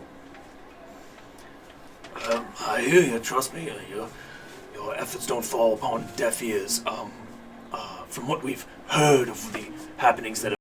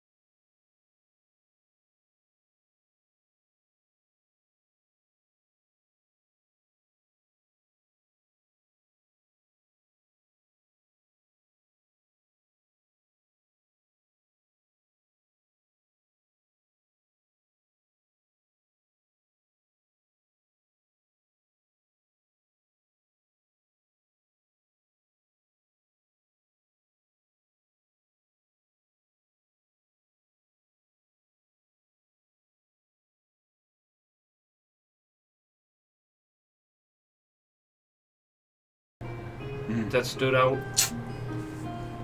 We saw, I don't know if you know a man by the name of Kryker. I'll spit on the fucking. He was a sub-man in the Monarch minority, and we believe he was working directly under Pengrove, and he was part of the problem and knew. We knew witnessed each other him us. taking orders from, not even speaking to something, when we went to his home one night. And then it was the very next day he attacked us, isn't it? Monarch minority, if you know anything. We know they're bad. But I Sons of bitches. And I'll just say, but honestly, friend, that is only the tip of the iceberg of the hell and things we have went through to finally get here to see what's happening. So I could go on for so long. I mean, even look at Theovar. He's as of late kind of weird. He's been a little quiet. I'm not sure what he's. And as you're speaking to her, right then, all of the whispers around kind of start to quiet. And you look up and you can see everybody kind of taking their seats. The lady at the front with the pitcher kind of jots off to the side and just puts her hands in her sleeves. You can see Fayrith standing around this counter in the center, kind of walk back towards her nomads and sit down with her group. But you can see Theovar and Lithandria sitting in the center. Now Lithandria turns around, her hands at her side, her sleeves almost draped down past her fingers, but you can just faintly see long white fingernails draped out of her sleeves. As she lifts up to gesture, you can see her pale, almost white hands. Welcome all. Welcome. This is the meeting of the Viberous Confederate. We have not met for quite a while. However, I believe times are needing in such a situation. Now, Theovar here may feel free to speak when he wants to, as do any of you wish to as well. You can see here immediately a couple of figures out of all of the groups kind of start to whisper stuff under their breath, or almost kind of like nudge each other and start talking to each other. Shepherd Galia off to your right, you can see him kind of sit up. What are we doing here? Lithandria kind of, Well, as you know, the Viberous Confederate, all of us are here, and she kind of gestures over towards you four. Some may be new, some may be been here for a while. However, we believe, Theovar and I, that this was needed. So, feel free to speak up on any of the happenings. But I guess I will begin the meeting. You guys just sitting and listening?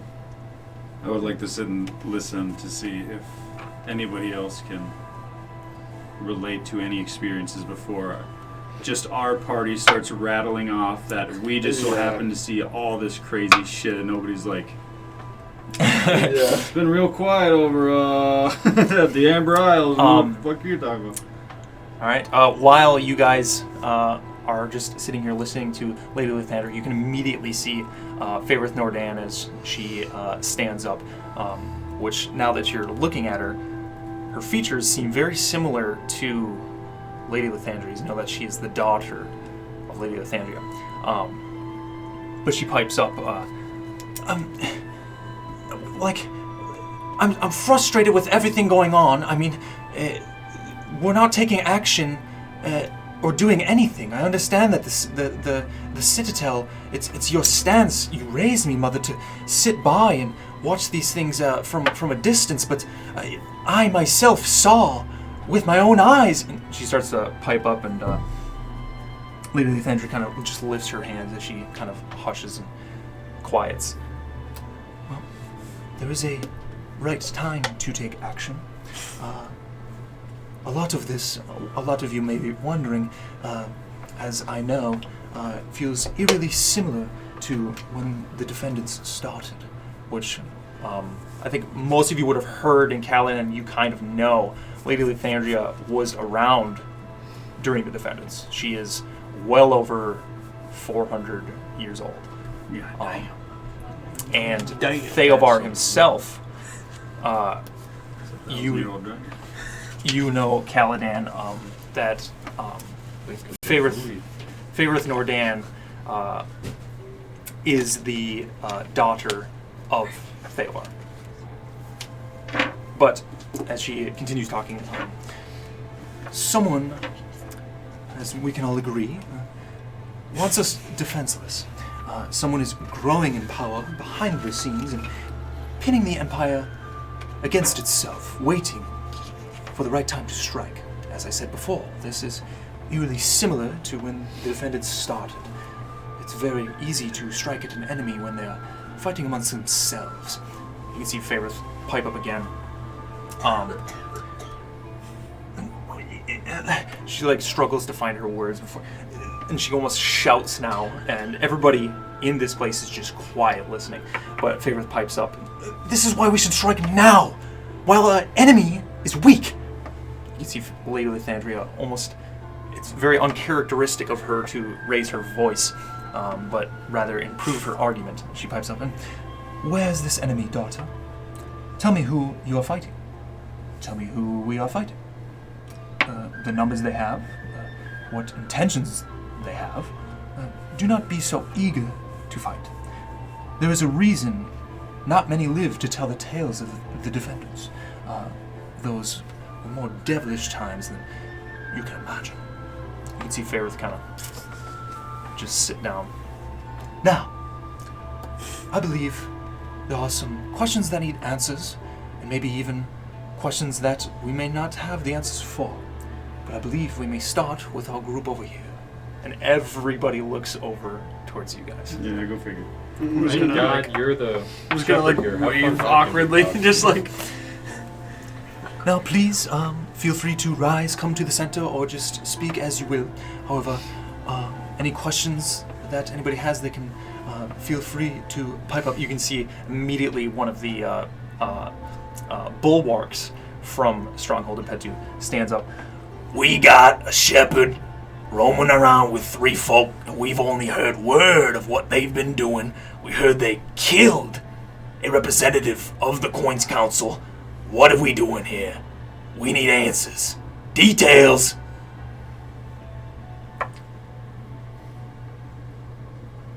Hey, you're the shepherd. So, like, we're all walking up at this point? Or I don't feel like walking up there. I'm going to You stay sit in seated? mine. I'm yeah, going to stay seated. definitely staying seated.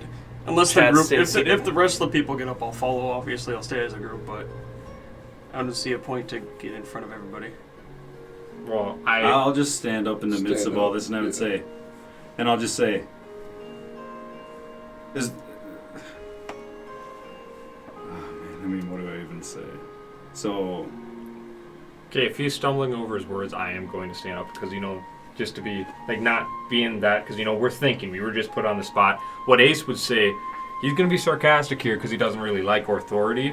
It's like, you're telling me now is not the time to act, but just let thousands, hundreds, New Wheat's Cross burn. Alright, that's fine. Now is not the time to act. Let's wait till the next town. The next town, when is it time to act?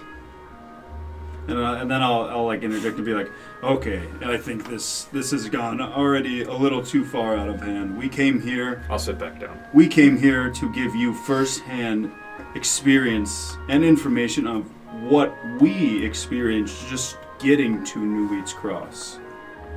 And when we got there, because New Wheat's Cross is when we fought the Death Knight in the bottom of that, right? And then the dragon, right? So when we left New Wheat's Cross in the state it was in, we firsthand, and I will look at all of you, seen an army of thousands, maybe not even thousands, tens of thousands, and New Wheat's Cross was wiped out in, it almost felt like a matter of minutes. Buildings destroyed by a Dracolich? A Dracolich that we've seen come through, and entire streets and buildings in seconds gone up in flames. Can the rest of you 3 vouch for him? Absolutely. Not in my head. I died there. And for any of you who don't know these fellow friends who I've He sits back trusted down. through this experience, this is Ace. And this is Benedict and Chad. And I'll just let all of you guys, I'll just wrapping shit up, just tell them each individually, And we thank you for arriving. We appreciate your input and your efforts. Hopefully, will be proven useful. Now, you say New Age Cross was attacked. You being there yourselves, as well as Fairith, please. And she immediately, as soon as he gestures towards Fairith, she shoots up. Please, tell us exactly what happened. You said the city was attacked? Why? From what you can make out, who? From what direction? Where? At what time? So when we came to New Eats Cross initially with the information that there was these undead creatures, As soon as you say undead, you can see people start whispering again. and we were stopped and we met with Bartram, and Bartram told us under this when Kriker wasn't supervising him that there was something shady going on with the Coin Council for some reason, denying the fact that there is indeed undead, and they are around the city.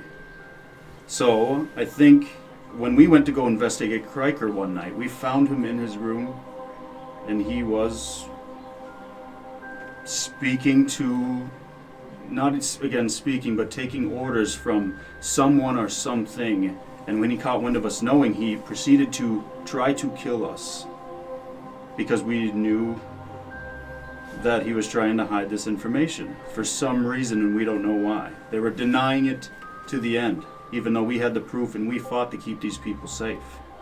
You can see Shepherd Galia doesn't stand up, but he pipes up. You can see almost his hood leans back a little bit as he picks up his chin. This just sounds like Coin Council, Monarch minority bullshit. You can see everybody kind of just kind of start agreeing. What became of this pastivist then? Shepherd Northway, respectively. So you mean like, Turn into a giant vulture, try to rip our faces off. And Right. slaughter We them. heard that he was killed. Many people know that he died. Some people say he was slain by a group of 4 figures, one being a shepherd.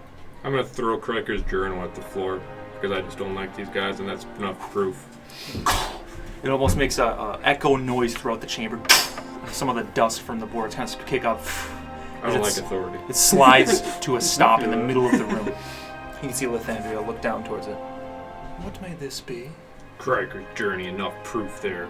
You can see the lady that poured out the water for you kind of hustles over and picks up the thing and hands it to Lady Lathandria as she takes it. Starts to open it.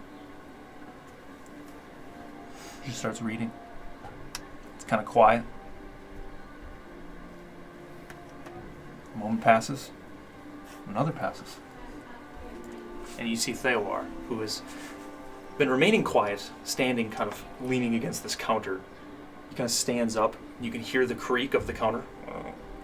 And immediately, you thought it was quiet? Now it's quiet. Theopar stands up just from a little gesture. The entire comes to a hush. You can see Lady Lathandria just get the slightest notion of looking towards him. You can see kind of just walks up.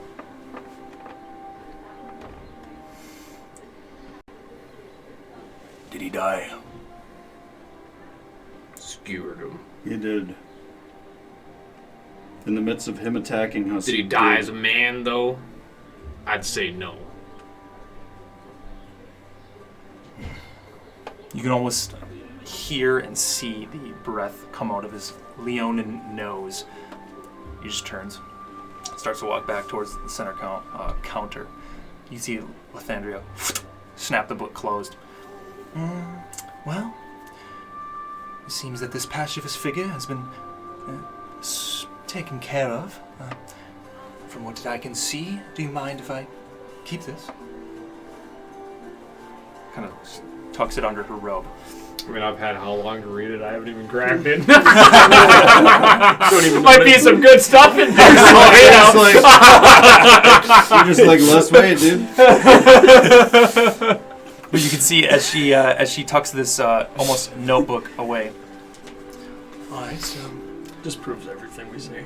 the pacifist fellow has been taken care of. Now, we have eyes and ears in the capital. Well, I don't think him disappearing will be of much importance or issue to the rest of the Empire. He was, if you will, an insignificant fellow. Now, what of the army? You say they were undead? They appeared to be, so yes. Humanoid. How old are Arcanus again? Fucking hundreds of years old. Were they before, like during the defendants? Before? Right? Yeah. Before that? Like that guy that we had talked to? Yeah, he was like Himothy, bro. That fucking mage? Yeah, you know Literally the crystal pillar was created around the same year that Ikron was around. So way before How many years ago? Lady the was defendants? alive. Right. The defendants You know was... how old that elf is way before her? It was like, I want to say close to 500, Okay. somewhere around there. But the Wardens of Ikron were created in his name, and the Arcanists were followed quickly after Ikron. They were the teachers who taught the Wardens of Ikron. So That they was all 500 years ago? over that. Right. Because the Crystal Pillar was an academy for years up until the defendants. You said they were... Pardon me, have you any great coupons? You leaving? See ya. Hasta luego. See you guys! Adios. But she pipes up again. The humanoids, yes. Now, were there any other figures you saw in this army? Yes, and one that sticks out very well. And I'll even like begin to sweat thinking about. Just her mentioning that, I like start rubbing my And, scar. and I'll say there was a man who was on a jet black horse who wore obsidian-like armor, and a man who held a very high position of power that we encountered in the that was under The crypts. in the crypts. You mentioned that figure, and you can hear whispers start to happen again. And then who was he working under? Wasn't it like two Arcanists talking in the vision? You can hear Audemars pick up. And he also saw, what did you say, Kaladin? A Dracolich? Yes. Yes, we've seen Dracoliches, soldiers, the single death knights, but it wasn't just, it was the size. When we looked over the front out of Newweek's Cross, it seemed like it never ended. There was tens of thousands of them. They completely took Newweek's Cross before we even knew they were close. You can hear Faerith pipe up from across the room.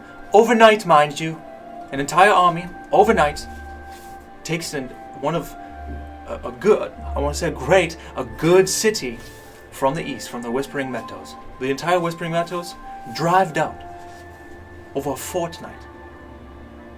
So, and then I'll pipe up after hearing that. So I will only have to say this one thing coming and learning everything I have learned, and that's why I'm here, is I just want to know how many more good cities in this empire have to burn. And then I'm going to look right at the woman, and I'll be like, before we have to sit here and take action with so much proof. I would not come here and speak illy in front of Theovar or any of the people I respect here. And I just want to know why everybody in power seems to keep dancing around this as if it's not a serious threat to the Empire. And I'll just be like, yeah, I guess, whatever. Your words are heard, Kaladin. Thank you. One last question. Did you folk see Lord Bartram fall?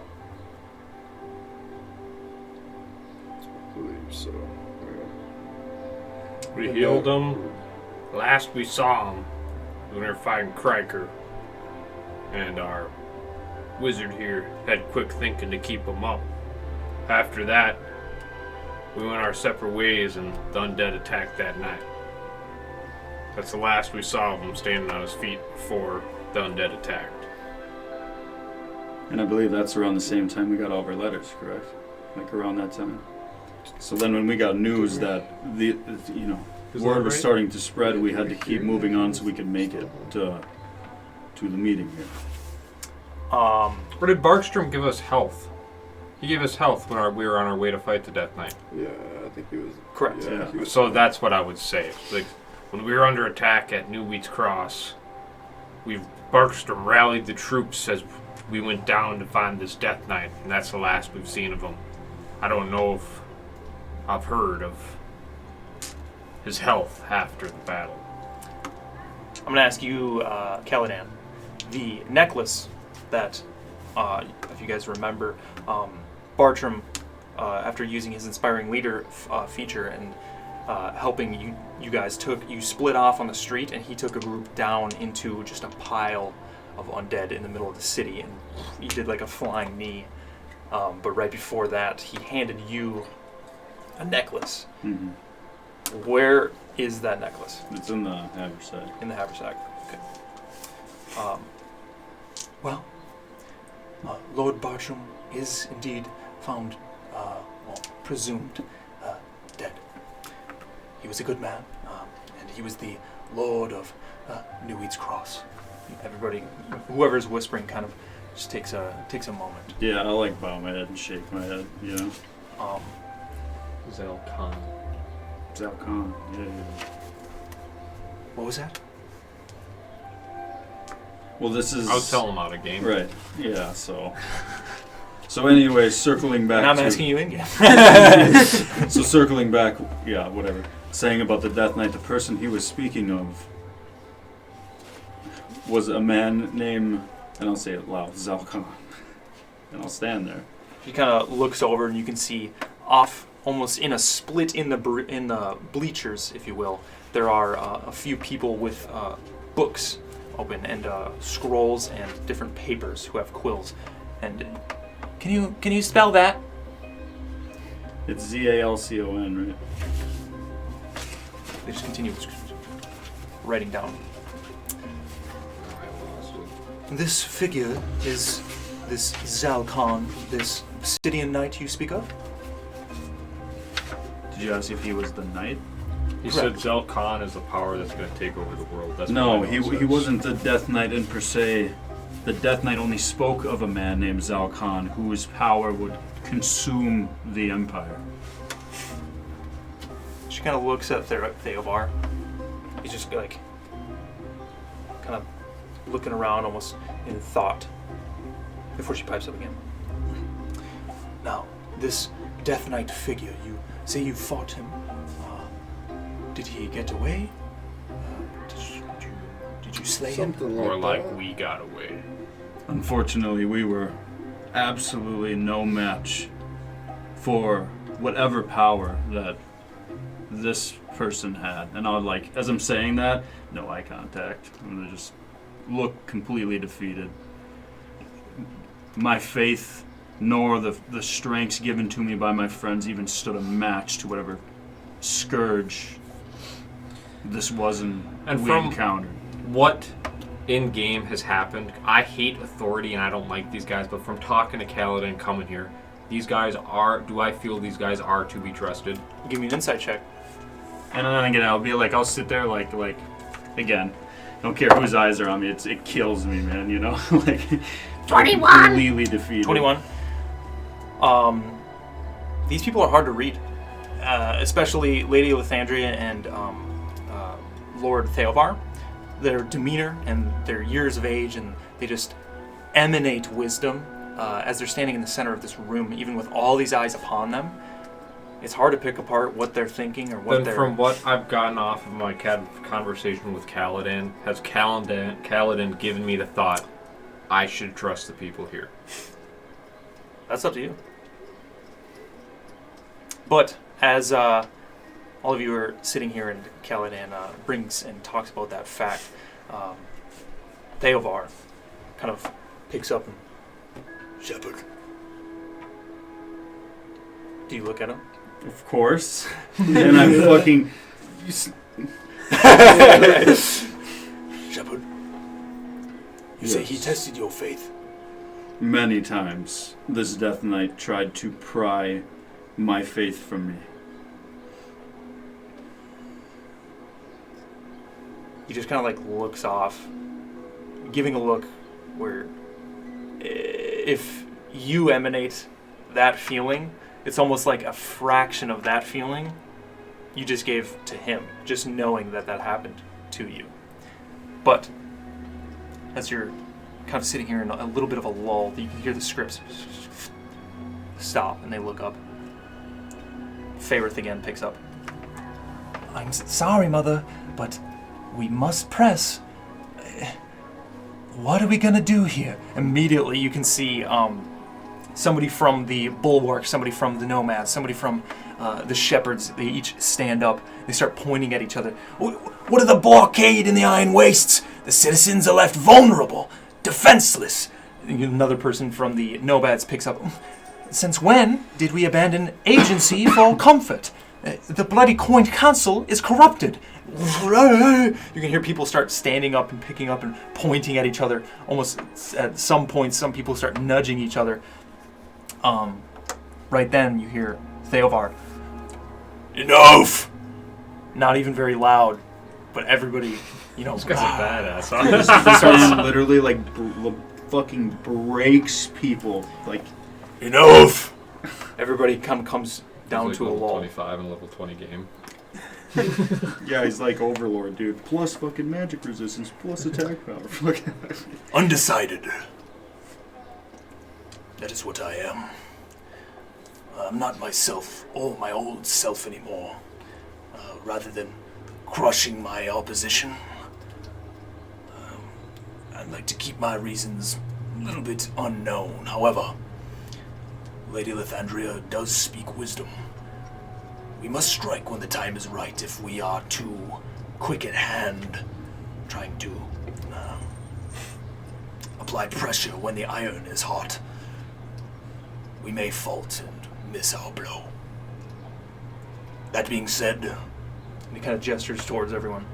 I believe it is time for an ultimatum. I persuade you, you four, including Caladan, I persuade you to act. Voice your opinions, even though you may not be an anointed member of the Viper's Confederate. He kind of like gives a little bow towards you. I believe it is time to cast a vote. You see everybody stand up. Stand up. You're behind everyone. Yeah. On top of my chair. Or on the bleacher. I'll stand Tivip up. stands up on your shoulder. Even though this guy seems to have the personality that controls the room, I don't like that, and personally I think I have more information. So I say, hold up a sec. Before we go there, I think one more thing should be brought to council before decisions are made. You can see some of the shepherds kind of part. Kind of shocked I told Theobar to hold up. I'm going to walk down, and I'm going to lay out all 3 daggers. Okay. This is what they seem to be after. I would recommend you don't touch them unless you know what they are. As you walk up to this almost counter, it's kind of thin and smooth on the edges, but you walk up with this roll with these shards that are daggers inside them. And everybody kind of in a lull, Theovar at your side. Just towers the fuck over You me. can see his muscular shoulders the size of your head. I have a feeling, You I'm just not going to feel lie, his I presence. was being big because I don't like authority when I was up there, but I'm fucking quaking my boots right now. He's the most intimidating man in this fucking I'm not empire, having it bro. right now. I'm trying to keep my composure together. You walk up, you take this roll, and the daggers themselves spread out on this counter. Now, as you do that, Theovar next to you kind of just looks over, and everyone kind of hushed, looking at what you roll out. Are these 3 obsidian daggers? I'm gonna walk up. No, I'm gonna start slowly walking up there, knowing that you just threw all those fucking daggers on the table, Yeah, get a little and then I'll like tell them, like, you know, about the, what is that, the golden martyrs? About the circle of the golden martyrs that were, when we entered these certain crypts, that we saw these symbols of the hands on fire, but then every crypt contained a dagger. Well, then learning eventually that there are 7 of these daggers that were sealed, and people gave their life to seal these away. And maybe these might have something to do with what's been happening lately. I must admit, Theovar speaks up. I do not know what these are. However, these, one of them, is what we sent you to retrieve in Fogsfield, yes? Correct. Us being the shepherds, did not know what this power was. However, we heard word that such a thing did exist. Now, these, however, evil and defound. You can see almost like a vein in his neck faintly start to peek through his I fur. almost pissed myself. I love this man. He hates it as much as I do, man. And as he speaks, you can tell he is very old, which is kind of uncharacteristic for a Leonin. But I assume you've came to the conclusion somehow that Lady Lithandria and the folks over at the Citadel Struktar has kind of given him in almost an aura sense or somehow lengthened life. But as he looks towards the daggers. Now for the Circle of the Golden Martyrs. I knew King Hyman II. He was a good man. He did not go mad. He kind of like looks around the room and everybody just doesn't fucking say a peep. He did not go mad. Now, the Golden Martyrs were his. Some of them were my shepherds. Now, back then, I did not know that they were that loyal to King Hyman. It kind of flew under my radar, if you will. To lose my shepherds in such a way tested my leadership or my pride thereof. And I suppose they did give their lives for a good cause. However, it came out of nowhere. The conclusion that I have come to over the years is almost to question if such a loyal and devout figure, those being so powerful, are willing to do such a thing blindly. For these knives, or these artifacts. Why did King Hyman II find it such paramount for this which is very rare for him to stumble over his words, but he kind of takes a moment. The reason must have been just. You can see Lady Lithandria. What do you plan on doing with these? Well, if you don't know something about them, I apologize. I think they're best placed in my possession. Our possession. I would not suggest anybody touches these daggers. You touch them. For some reason, when you touch them, you can communicate with maybe the being this Zalkan they speak of, because you see visions of entire cities burning to the ground. Premonitions, the past, the future, the visions are. Things that maybe have came true or are coming even to be. I believe that these may be safer under keen eyes. We have very keen eyes, so that's a good coincidence. See, there's the Chad dude right there, just being like, With all the you think offense, we're not Adam. capable? We're the three that were there. We're the three that fully believe in action. So nobody. I fully believe these should stay with us. If Nobody you don't really know what they knows. are. Nobody No, really if no one knows what they are, I'm not giving them. Well, we're also the ones that have gotten them. This entire room has not been able to get a single I'll look dagger, at and we have 3. Tivit and just wink at him and get him to pull out his little chest. Okay. And then cast a word, and it's a big chest in front of us. And then I'll just open it and just look at you. I like them on my person, but for I this, mean, yeah, just for this. Yeah. and I'm gonna put them in there. You know, say my magic words and the chest shrivels up and I'll just toss it to Tibbet. You can see Lathandria kind of pauses. She doesn't like someone saying no. Well, however, I feel them to be Goddamn. safe in a literal fortress. I don't know if I want to ask the questions about these items that, in fear of, I don't or won't like the answers. Now, we'll leave the knives be with them. You can see everybody starts to pick up. What? How is this so dangerous? What are they? All before she kind of gives a motion. I trust Shepherd Caladan and this group of his may It's well deserved. may, however, be unorthodox ways, find success in their endeavors, whereas they have found 3 of these artifacts. Us as a group, I feel, will be stronger taking a backline and watching from afar. At least some of us. She kind of motions towards the nomads and the shepherds.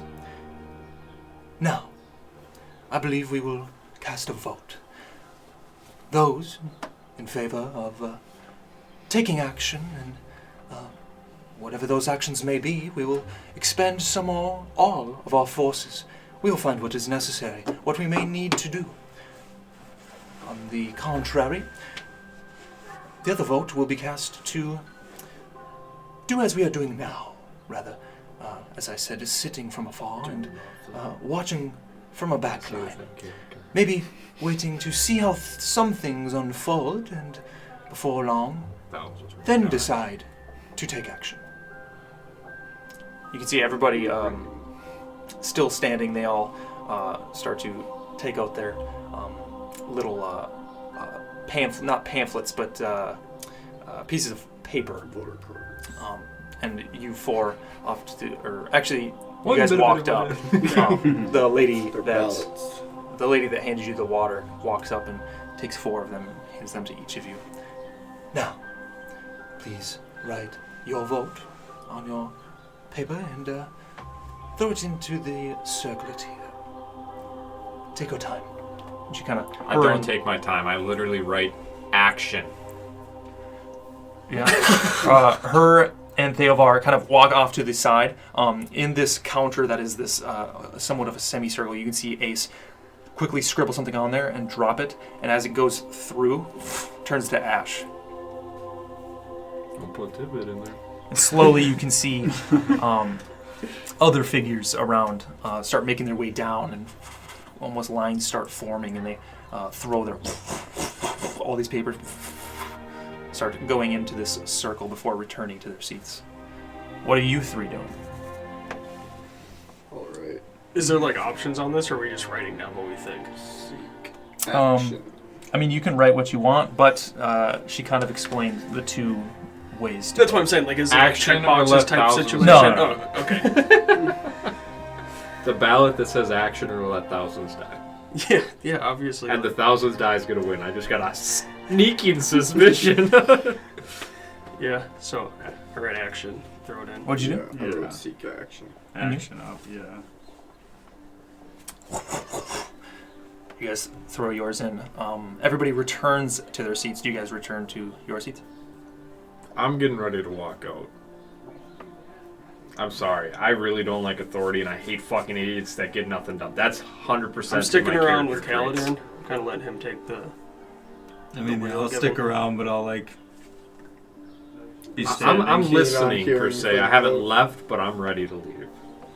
Yeah, I'm gonna be like standing, waiting to see the answer, and then based off the answer, we'll go from there. Everybody returns to their seats. You can see Lady Lathandria and Theovar kind of off to the side as it comes back to a lull. Lady Lithandria walks up. Now, thank you everyone for voting. We will now see the results. And you see her kind of rest her hands on this circle, almost counter interior, which is being held up, mind you, by wood in the shape of almost antlers. But she places her hands,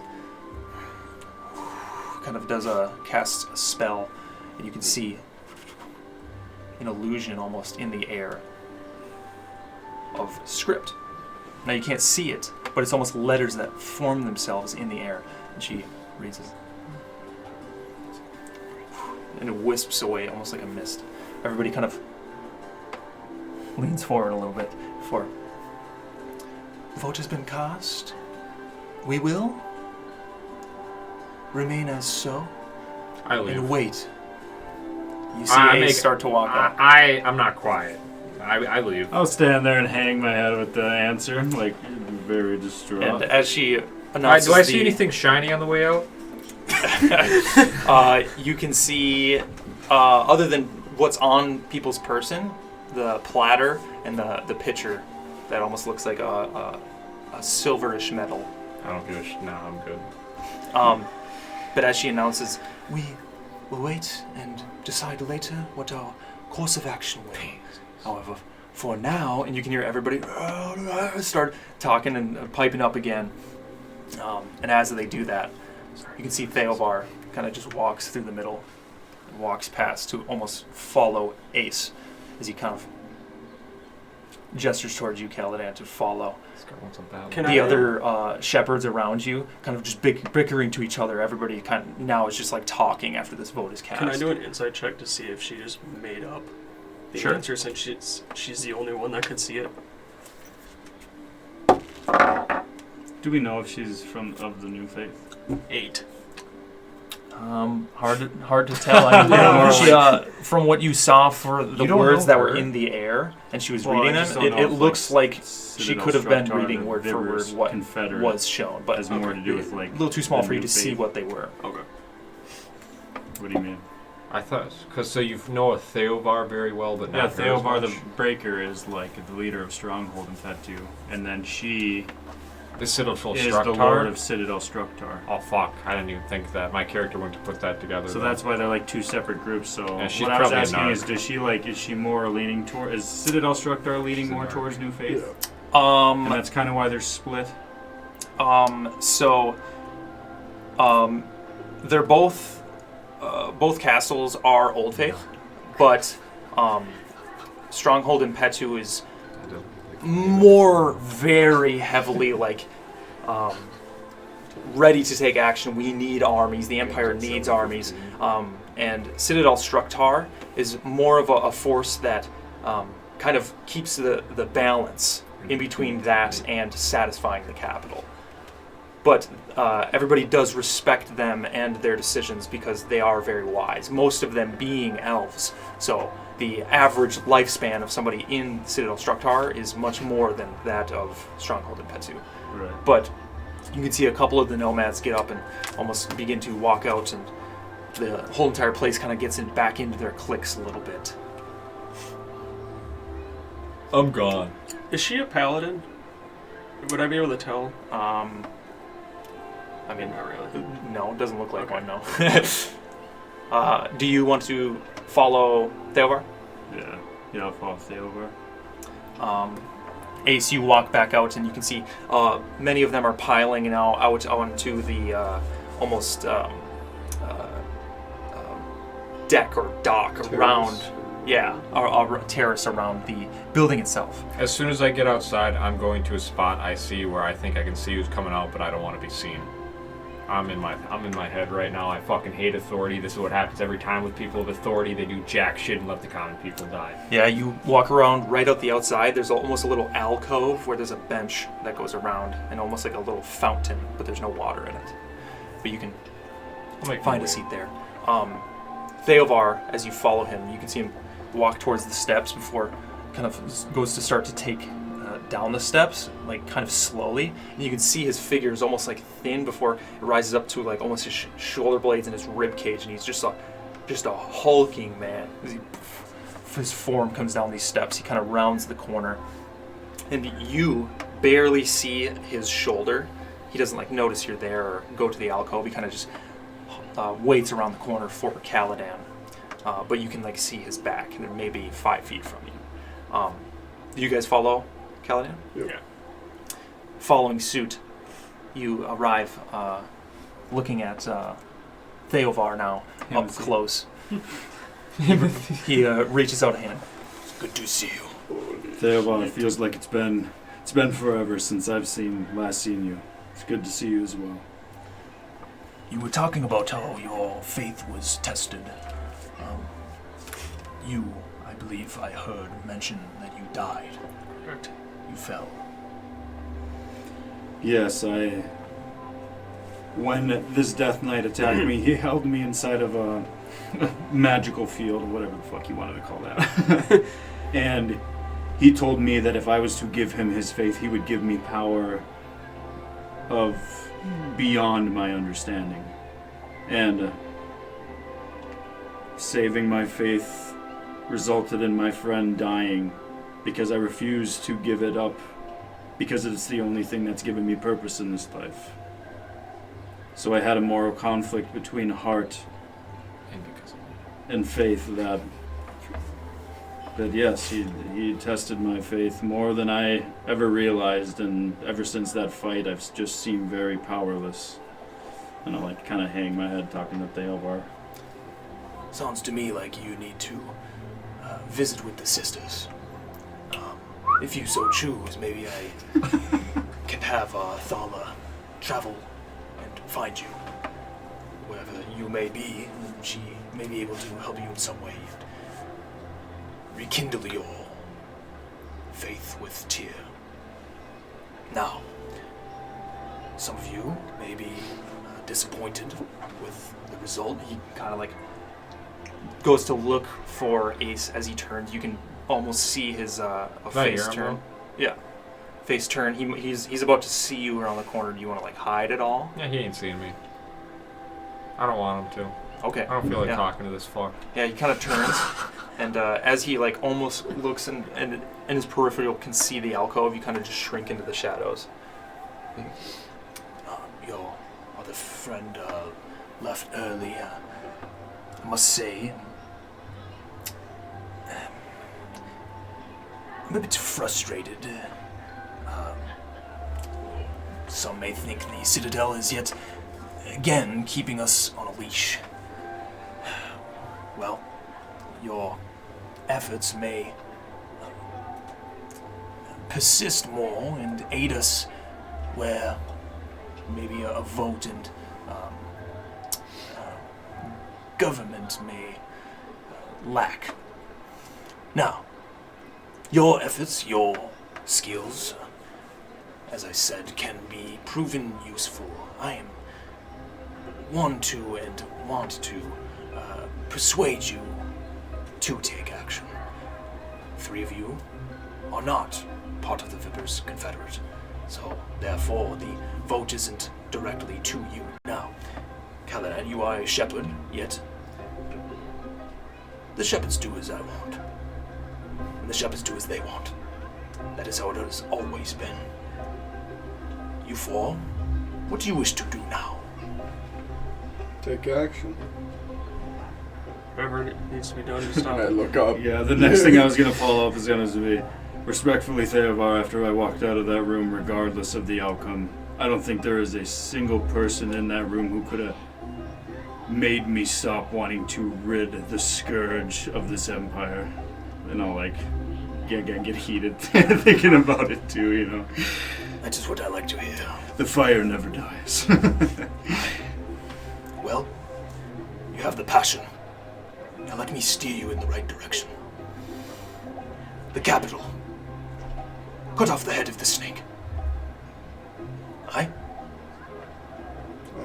You can see him Yes, smirk a sir. little bit. Now, in the capital, the monarch minority, the coined council, is not for my taste. I very much better at breaking bones than having conversation. Now, head to the capital, and I suggest you stay under wraps, you being a Lormo yourself. Might I persuade you to keep a level head and stay unknown? Might be a little difficult, but At least in the beginning. Now, as far as I know, it's a delicate situation in the capital. I don't know if you have connections there or not, but this Giovanni Pengrove is a part of the Coin Council, whereas the warden of Basin Port is also on the council. There are a few members now. Those of whom are corrupt, that will be your job. Figure out where the corruption is, maybe expel of this corruption as best you can.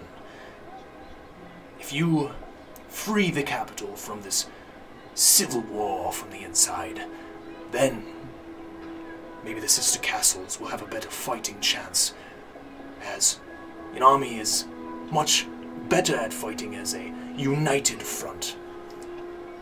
Just to be clear, I can hear this. Is he literally telling us to murk people on the Coin Council? You can make of it what you will. Okay. he's saying It's to, corrupt, dog. Like, that's what we've been, figuring out slowly, is for some reason they're trying to hide the corruption. Well, why? Why don't? Now, it was good seeing you all. I believe I have some more conversations yet to be had, whereas I'm reluctant to those. I suppose I can show up for a meeting once every few years. Just gives a nod to you. I'll do the same for him. Turns around, starts walking back up the steps. When he's like out of range, I'll be like, But you're in the alcove. You see him walk away. I'll just flick a stone at Kaladin. I'm not in the mood to talk, but I'll let him go in there. so just hit my armor or something. Yeah. Be like, I'll look in the direction and I'll just like, I'll assume it's you. What do you guys want to do? I think we should find a quiet place and discuss our next plan. Yeah, from where the rock came over, I'll be like, get the fuck over here, I'll follow him, but I'm not in the mood to talk. It's very evident. As you're standing there, you can see Audemars comes from, not down the steps, from the backside to the right of the alcove. You see her walking up this half-orc. She comes up to the group. Hello, sorry I forgot your names already, but Kaladin, Kind of like looks around. I believe it's time for you to know something that not a lot of people know. For a brief moment, I believe you spoke to Lord Bartram. Lord Bartram, Looks again.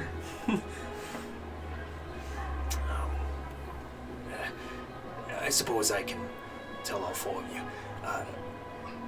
Lord Bartram was a part of the Ivory Aegis, as am I. You can hear she reaches into her almost breastplate and pulls out a necklace. And you can see the symbol of an ivory goat. Well, it is an ivory goat, almost a would I small recognize figurine. This is literally the same exact necklace that Right. Lord Bartram gave you. Yeah, so I'll pull mine out as well. And I'll reach out in the haversack and like go, I imagine every time I do it, I'm like elbow deep in like this little pouch. Clang, you know what clang, I clang, mean? clang. Because it says you reach into like a vacuum. You know what I mean? Yeah. So and then I'll pull out the necklace and I'll be like, this is the same necklace that Bartram gave to me before the last time we saw him. And that just about proves the trust he had in you to me. Well, this, She goes to tuck it back in. is a symbol of the Ivory Aegis. We are a secret corps, if you will, of figures around the Empire. We have those of higher authority in the guild, if you will, many of which consist of the leader of the Crystal Pillar, the leader of Citadel Structar, the leader of Stronghold Impetu, Theovar, Lathandria, and Acrisius. Those are the 3 heads. I will anoint you. Maybe we'll speak to Theovar after and break the news to him. Should you so accept to be in said guild. We share secrets. We know people. We know some people who may be corrupt in the council, but loyal to us, and loyal to the Empire as a whole. What do you say? I think at this point I would be mad to not accept this offer. No. Yeah, I'll accept it. Aye. And then she takes a moment to kind of explain a little bit more of the ivory aegis to you. But that is where we're going to pick up next episode. Oh, shit. Oh, yeah, death Ivory. Agathis, I don't know how to spell it. Ivory. Aegis. Ivory Aegis. Yeah, obviously. Aegis. Okay, Sam, I'm not gonna lie. You got to skedaddle pretty Go figure, Ben. Bro, Go fucking the game figure, starts at Ben. 7:15. Go. The game starts at fucking 7:15. I will not get home until figure. 7:45 if we left at this didn't moment. fucking ask. Oh alright, my pal? god. Can you feel that? The leash is pulling from the Richmond. Let go. Maureen texts me like, What is so, that suffocating gravity? when are you going to be home? I'm like, yeah, you're going to need to have your mom We pick you need up. some fucking scissors, bro. Cut that shit. That episode, well, I didn't say anything during the episode because I was cracked. If only your balls were big enough to weigh you down. But the ivory aegis, I had to pull up my notes here. And she explains this to you. The ivory aegis is a somewhat secret union led by 3 people: the head archmagi, the head archmagi of the Crystal Pillar, Acrisius, the Lord of Stronghold Impetu, Theovar, the Lord of Citadel Structar, Lathandria. Each leads their own branch, who wear a necklace with one of the 3 figurines of wondrous power, ivory goats. Fuck yeah. We're in a powerful guild, though. Yeah, I don't like They are, the necklace and the figurine itself is a legendary magic item. And you can speak a word and throw it, and it turns into a massive goat. fucking sick. I do not like Lathandria at all. I don't know why. Not passing the vibe check. Dude, she ain't passing the vibe check. No, She ain't because passing. that's again that's the driving force of no, we'll wait till it's really bad. Yeah.